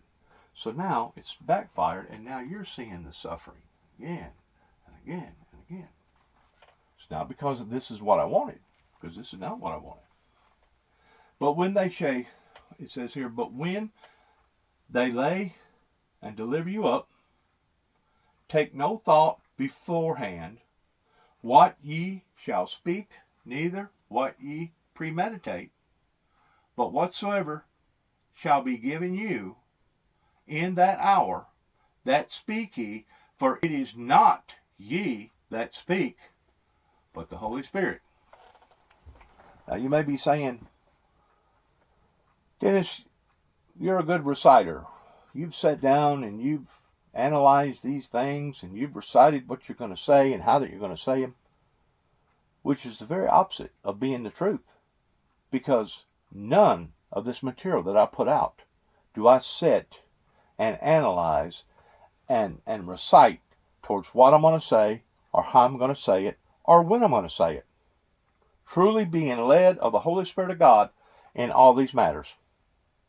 And if you don't believe me, you can look through my social media displays and you will see where I voice my opinions about these things again and again. Let's read on. Now the brother shall betray the brother to death, and the father the son, and the children shall rise up against the parents, and shall cause them to be put to death. Is this not death that you're seeing right here? And ye shall be hated of all men for my name's sake, but he that shall endureth unto the end, the same shall be saved. In other words, you go through these endless cycles, you go through these perilous times again and again and again as a Christian, in becoming stronger and becoming more mature. That way you can handle situations even better the next time. But this is a key factor that people really need to listen to very, very carefully. In the same chapter, the same book, the book of Mark, okay, 13th chapter, but when ye shall see the abomination of desolation spoken of by Daniel the prophet, standing where it ought not, let him that readeth understandeth, then let them that be in Judea flee into the mountains, and let them that is on the housetop not go down unto their house, neither enter therein to take anything out of their house, and let him that is in the field not turn back again for to take up his garment. Woe to them that are with child during this time, and to them who give suck in these days, and to pray that your flight, talking about you're taking away your resurrection, the rapture, your flight not be in the winter, and these days of affliction, for in these days shall be affliction, such as was not from the beginning of the creation which God created until the time, neither shall be. And it goes on here and it says, and except the days of the Lord had been shortened, those days no flesh should be saved, but for the elect's sake, whom he hath chosen, he hath shortened those days. Now this is one of the Gospels that he's talking about here. And then if any man say, Lo, here is Christ, or lo, sorry about that, lo,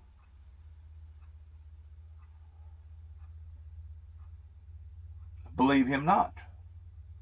For Christ goes on to say, for false Christ and false prophets shall rise and shall show signs and wonders, and seduce, even if it was possible, even the elect. But take ye heed, behold, I have foretold you all these things in the days of affliction, which is the days that we are in right now. The days of affliction. This is an affliction that has come upon to the American people. There's no other way to organize it.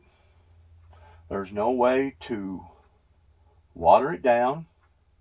There's no way to compromise it. There's no way to ignore it, other than this is an affliction that has come upon to the American people. Now the next question is, what are we going to do about it? Well, this is where we put it in the hands of those that we have elected, in hoping that we can get this turned around. Because I promise you, even as of the Wizard of Oz, of Julie Garland, that said during the Wizard of Oz, whenever the house landed on the Wicked Witch of the West, I believe, we're not in Kansas no more. We're not in the old-fashioned America no more. We're not in the good old USA in the Waltons and the Andy Griffith days. What I see is danger, danger, danger. And this is what my granddaughter is going to have to be exposed to. This is what possibly your grandson or your granddaughters are going to be exposed to. This is what our children is being exposed to. Think about that for a second. We're going to be held accountable because we did not provide a safe haven for our children. Or hire people that's supposed to have a safe haven for our future. This has got to be the most despicable, ugliest, horrifying, sickening thing that I could ever imagine of anybody having to go through. Of all them people that was there last night celebrating and bringing in the new year, now they're making arrangements towards funerals. Now they don't know if their loved ones that's crippled, broken hips, broken arms, bleeding out, whether or not they're going to live or die.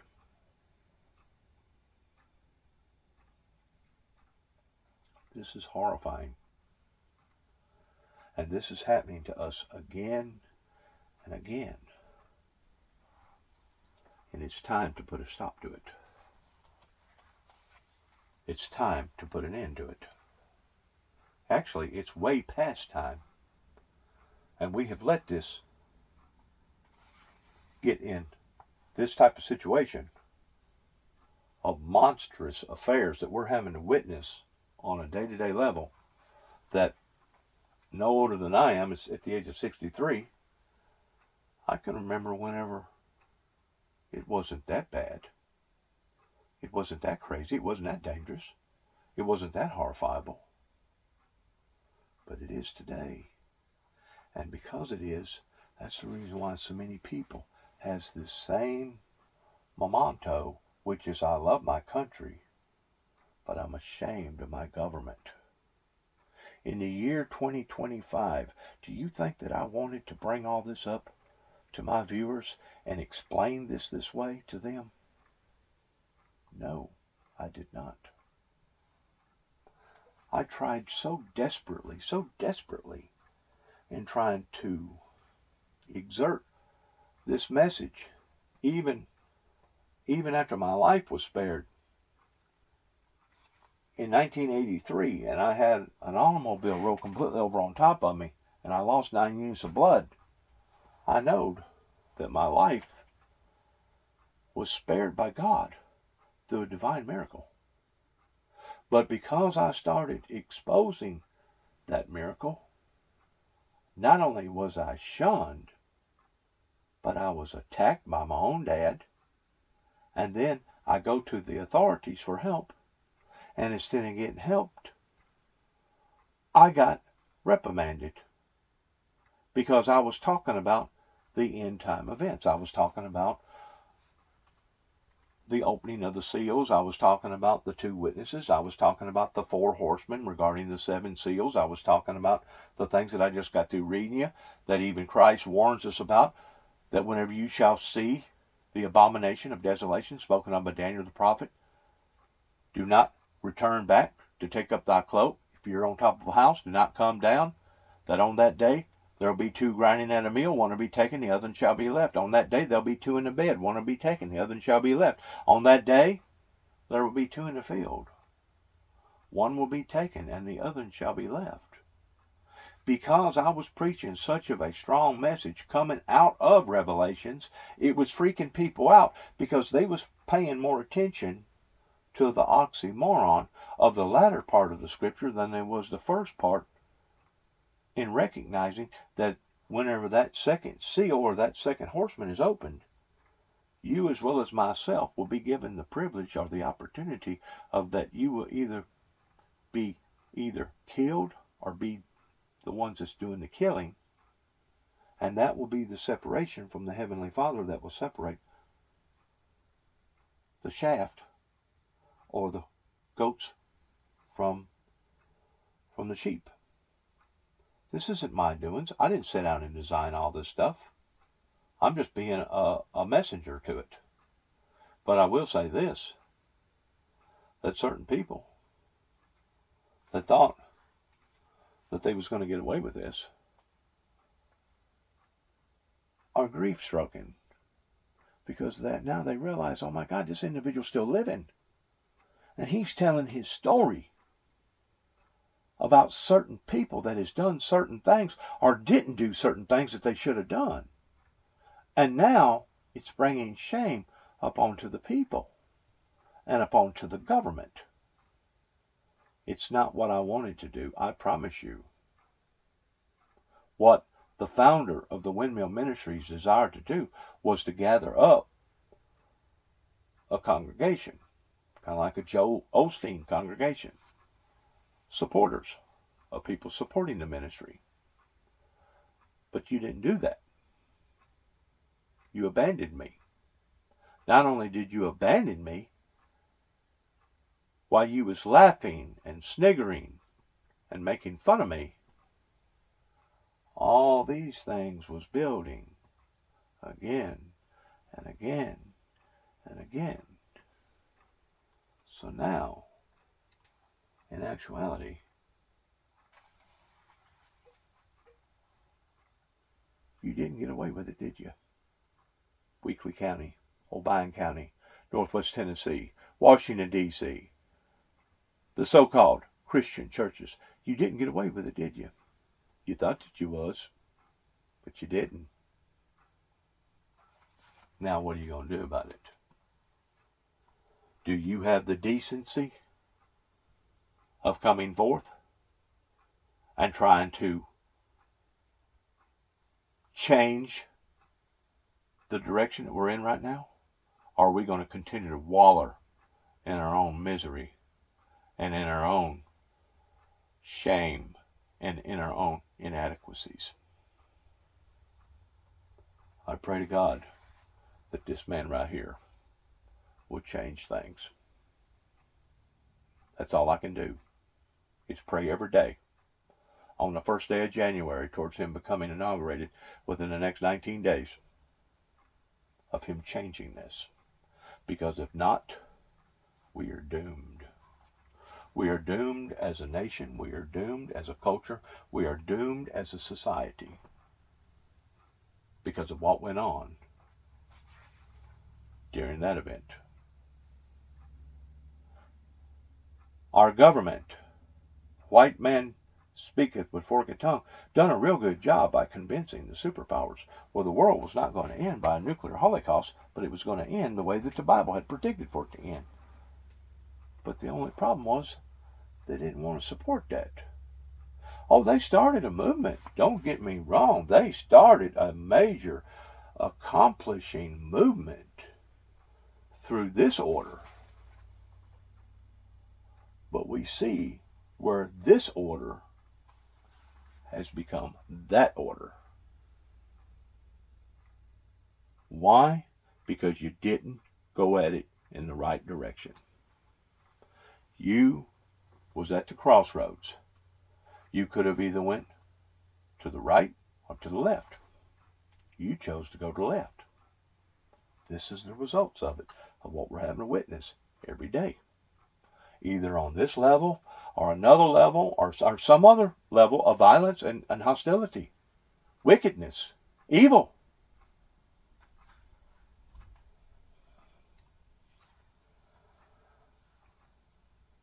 In 1983, after I went through what I went through, I got hooked up with a family over here in Kenton, Tennessee by the name of the Neal family. Leroy Neal and his son, Terry Neal, Faye Neal, Kay Neal, Bobby Neal that used to sell cars over here in Sharon, Tennessee in Weakley County. And I was approached by a so-called prophet of God by the name of Brother Duncan, that looked at me and said, "Son, you're playing with a ring of fire." No, Dennis Jackson, known as Juby, was not playing with a ring of fire in 1983 after his life got spared. But I'm going to tell you who was. It was the critics. It was the doubters. It was the deniers. It was those that could read the Bible just as plainly as I could, but chose not to believe in what that they was reading. Once again, I'm just the messenger to the Bible. I didn't write the Bible. I'm not the author of the Bible. I'm just the messenger like any other minister, like any other preacher. I'm just the one that God has anointed to bring forth this message. Obviously, you didn't like the message. So because you didn't like the message, regardless what the purpose was, maybe you didn't like the messenger, maybe I didn't have the right color eyes, maybe I didn't have the right color hair, maybe it's because I didn't get a full education and didn't go to college and got some sort of a college degree to be able to give praises to, whatever. But because you didn't like the message coming from the messenger, now you're handed with this. It was Tony Smith that reprimanded me whenever I started working for his father, long about 1992. up until about 1995 over in Milan, Tennessee. Worked with him every day, side by side, taking cars apart and putting them back together again. Painting cars, doing body work. After he got familiarized with my story, he got upset about it. One day he looked at me, he said, "But you don't have to cram it down my throat." And you know what? I took exceptions to what that man said to me. And I said, "You're absolutely correct, I don't. Because Jesus said to shake off your feet, for it would have been more easier for the group of Sodom and Gomorrah than for the group that wouldn't accept the things that you was teaching and preaching.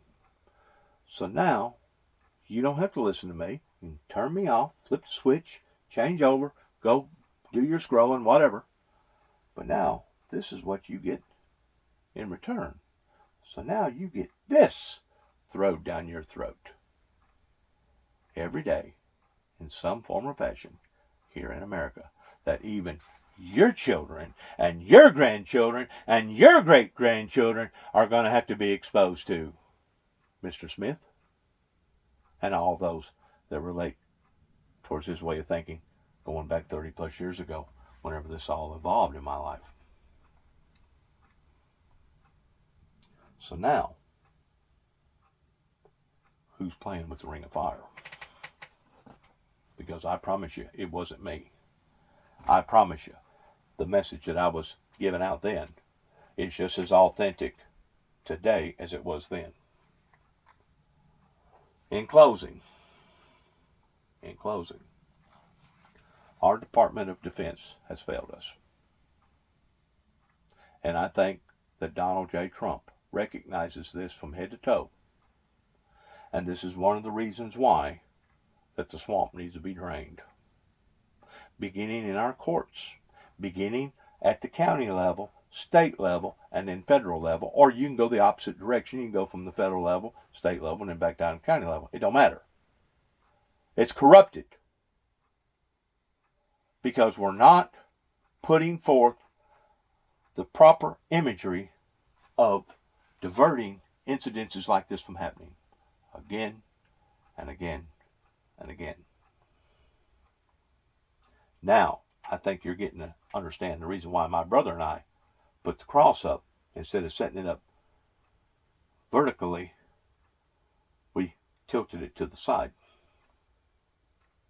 Why?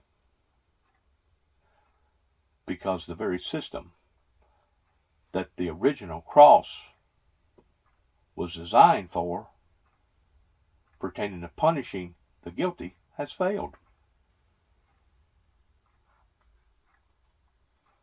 It has failed and has become nothing more than a mockery.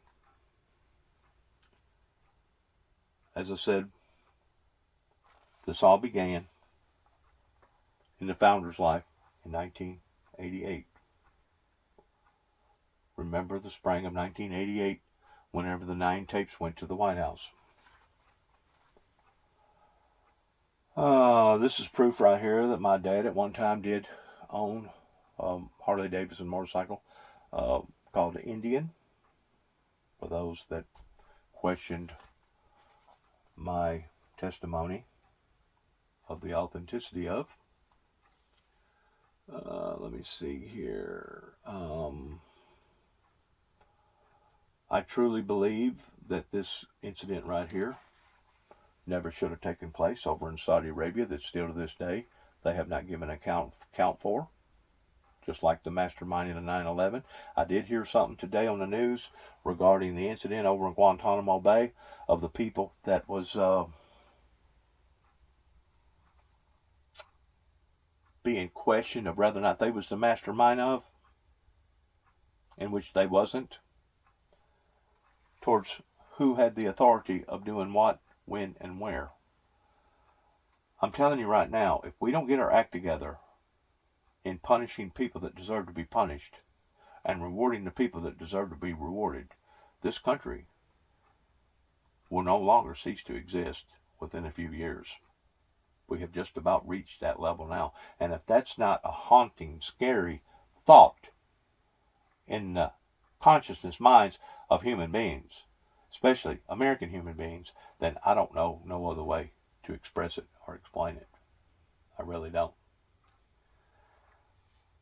I'm going to say a couple more other things. First of all, the problems that originated in my life basically began right here in Land Between the Lakes. The ministry of these people that can verify my whereabouts, when, providing that they're even still living. I don't even know that they're still living. I know that Land Between the Lakes is still existing. These particular people here was part of the, Linda Matthews was part of the ministry that was being handled in Land Between the Lakes at the time. And I know this, that my grandfather, his wife, and their children, which this picture was taken along about 1900, because that's my grandfather right there, Kelmer Jackson, is looking down from the heavens right now and shaking their fist, saying what kind of idiots that we have become. Because this man right here actually worked for the state of Tennessee and was a judge and adjudicator at the time towards listening to cases. Most of the stuff that he done was basically legal stuff pertaining to deeds and stuff like that. But occasionally he would hear cases and he would have to make a decision towards prosecuting people. And a great deal of those people he prosecuted to death. Why did he do that? Because at that time, that's how they handled things. And at that time, that was the way that you promulgated law and order. You don't do it in the form of a mockery. Because whenever you do it in the form of a mockery, then is whenever you get this again and again and again. You follow what I'm saying? And it's really common sense. It's really common sense because it's all based around the analogy of this right here. And I'm sure people have seen that on Facebook or whatever, pertaining to this cat's got coveralls on, similar type of coveralls that I got right here. I wear them too. And it says, let's go find the human who abandoned you. Well, let's not only find the person that abandoned you, but let's find the person that has allowed for this to fester and get worser and worser and worser. Because as far as I'm concerned, there's accountability issues in this country that has not been dealt with appropriately. And one of the very reasons why is because of this right here.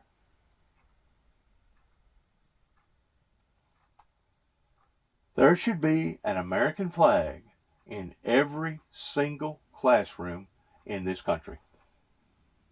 And once you divert from that, then you're going to have domestic terrorism and you're going to have problems running out your behind like you could not ever imagine. And that's what's happened to us. That's going back to the facts, and it's going back to the core of origin of basically how this has got in the shape that it has gotten. Which is sad. It's extremely sad because part of what you're seeing here was also partially of what that we seen here in Mount Carmel, Waco, Texas, 1993. And then leading into that was 2 years prior that led into this, pertaining to the Oklahoma bombing. My friends, I'm giving you facts right now. These are not theories. These are not some sort of mythologies. These are not some sort of innuendos. This is not gossip. I'm telling you the facts of what we're dealing with, waking up once more to the same old, again and again and again. The only thing that I can say at this point in time is that I pray that God is a merciful God and will continue to be merciful, and that Donald J. Trump will find it appropriate in his heart to change these matters and to change them immediately regarding what that we are exposed to and what that we are witnessing on a day-to-day level. Because I truly believe, and you can say whatever you want to say, I have mischaracterized Donald J. Trump because of him not being a politician and him going about doing things inappropriately, or even some cases I thought wrongly.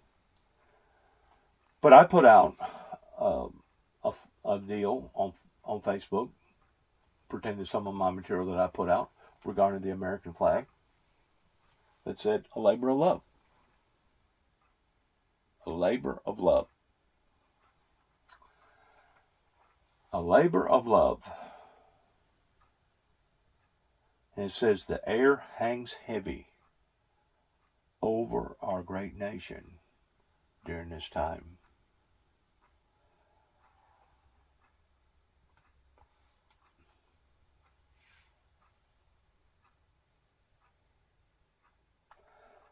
Down at the below it says here that the Jews and the Gentiles are still God's apple in God's eye. Let us never waver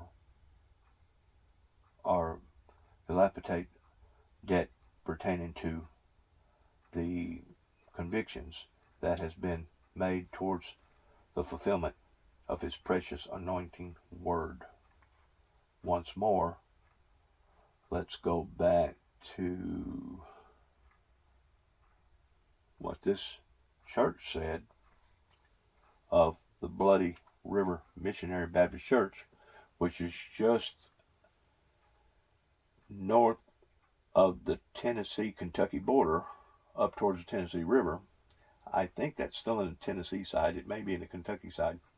But it's actually a church that's called the Bloody Missionary Baptist Church, that I took a picture of that. I'm sure it had to do with the battle during the Civil War up in that area. And at the bottom it says, let our actions make us worthy. Not our words, not our talk, not our innuendos, but our actions. And if we don't have no actions, then we're going to continue to be a mockery in the eyes of the world.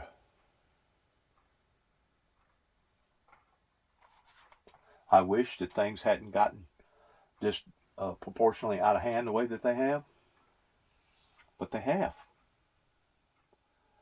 Now it's going to be up to the adults to get it refocused, to get it balanced where it's supposed to be.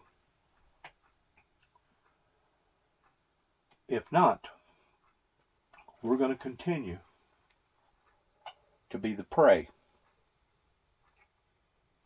in this jungle that the devil and the devil's people has developed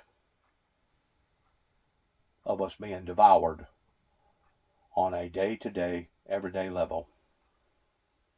And as far as I'm concerned, the humans over here in America has become 100 times more lethal than any lion or tiger or any animal in a jungle.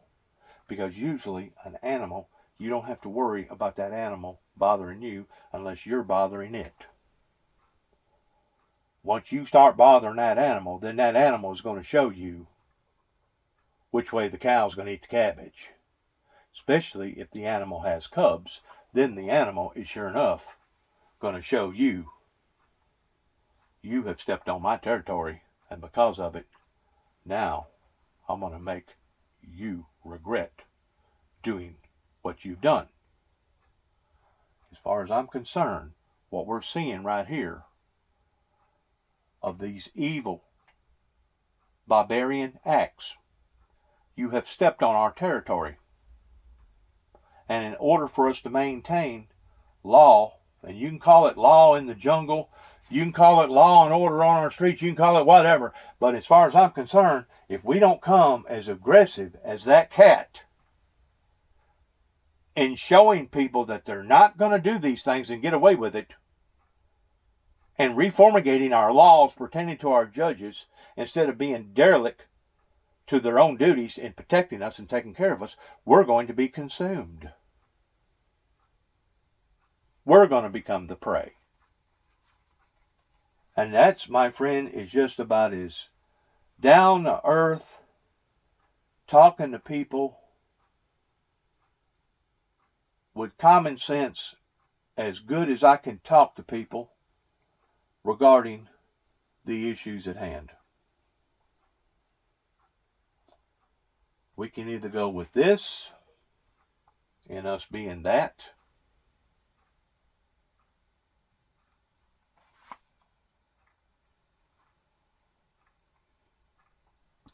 or we can go with this. You make your choice. In the year 2025, this is January the 1st, 19 days before we inaugurate Donald J. Trump into the White House. You can make your mind up right now in which path that you're going to be on. We know where the core of origin started pertaining to this. We know where that has gotten us.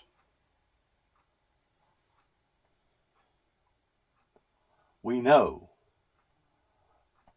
that their new world order that they thought that they was going to create for all of us has turned out to be nothing but chaos and corruption and evil.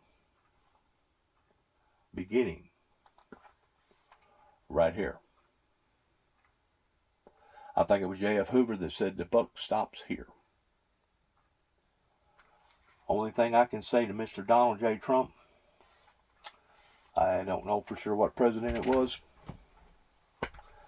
is that you need to walk softly but carry a big stick. Because I promise you, this is what is needed in America.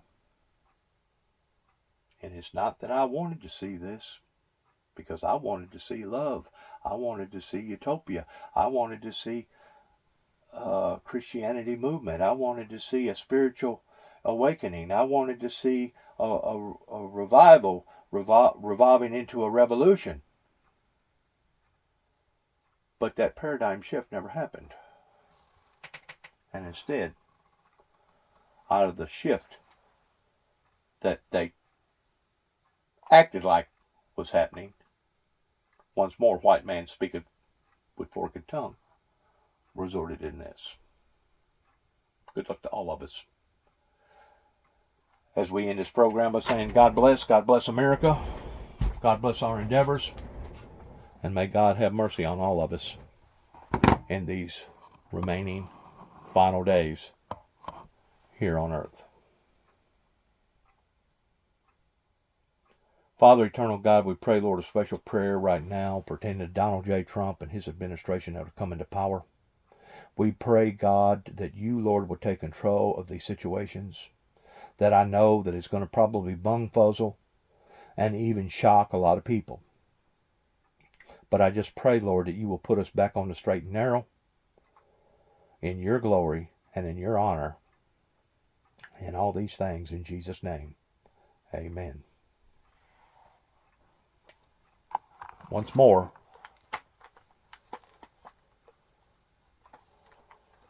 good luck to all of us, and shalom.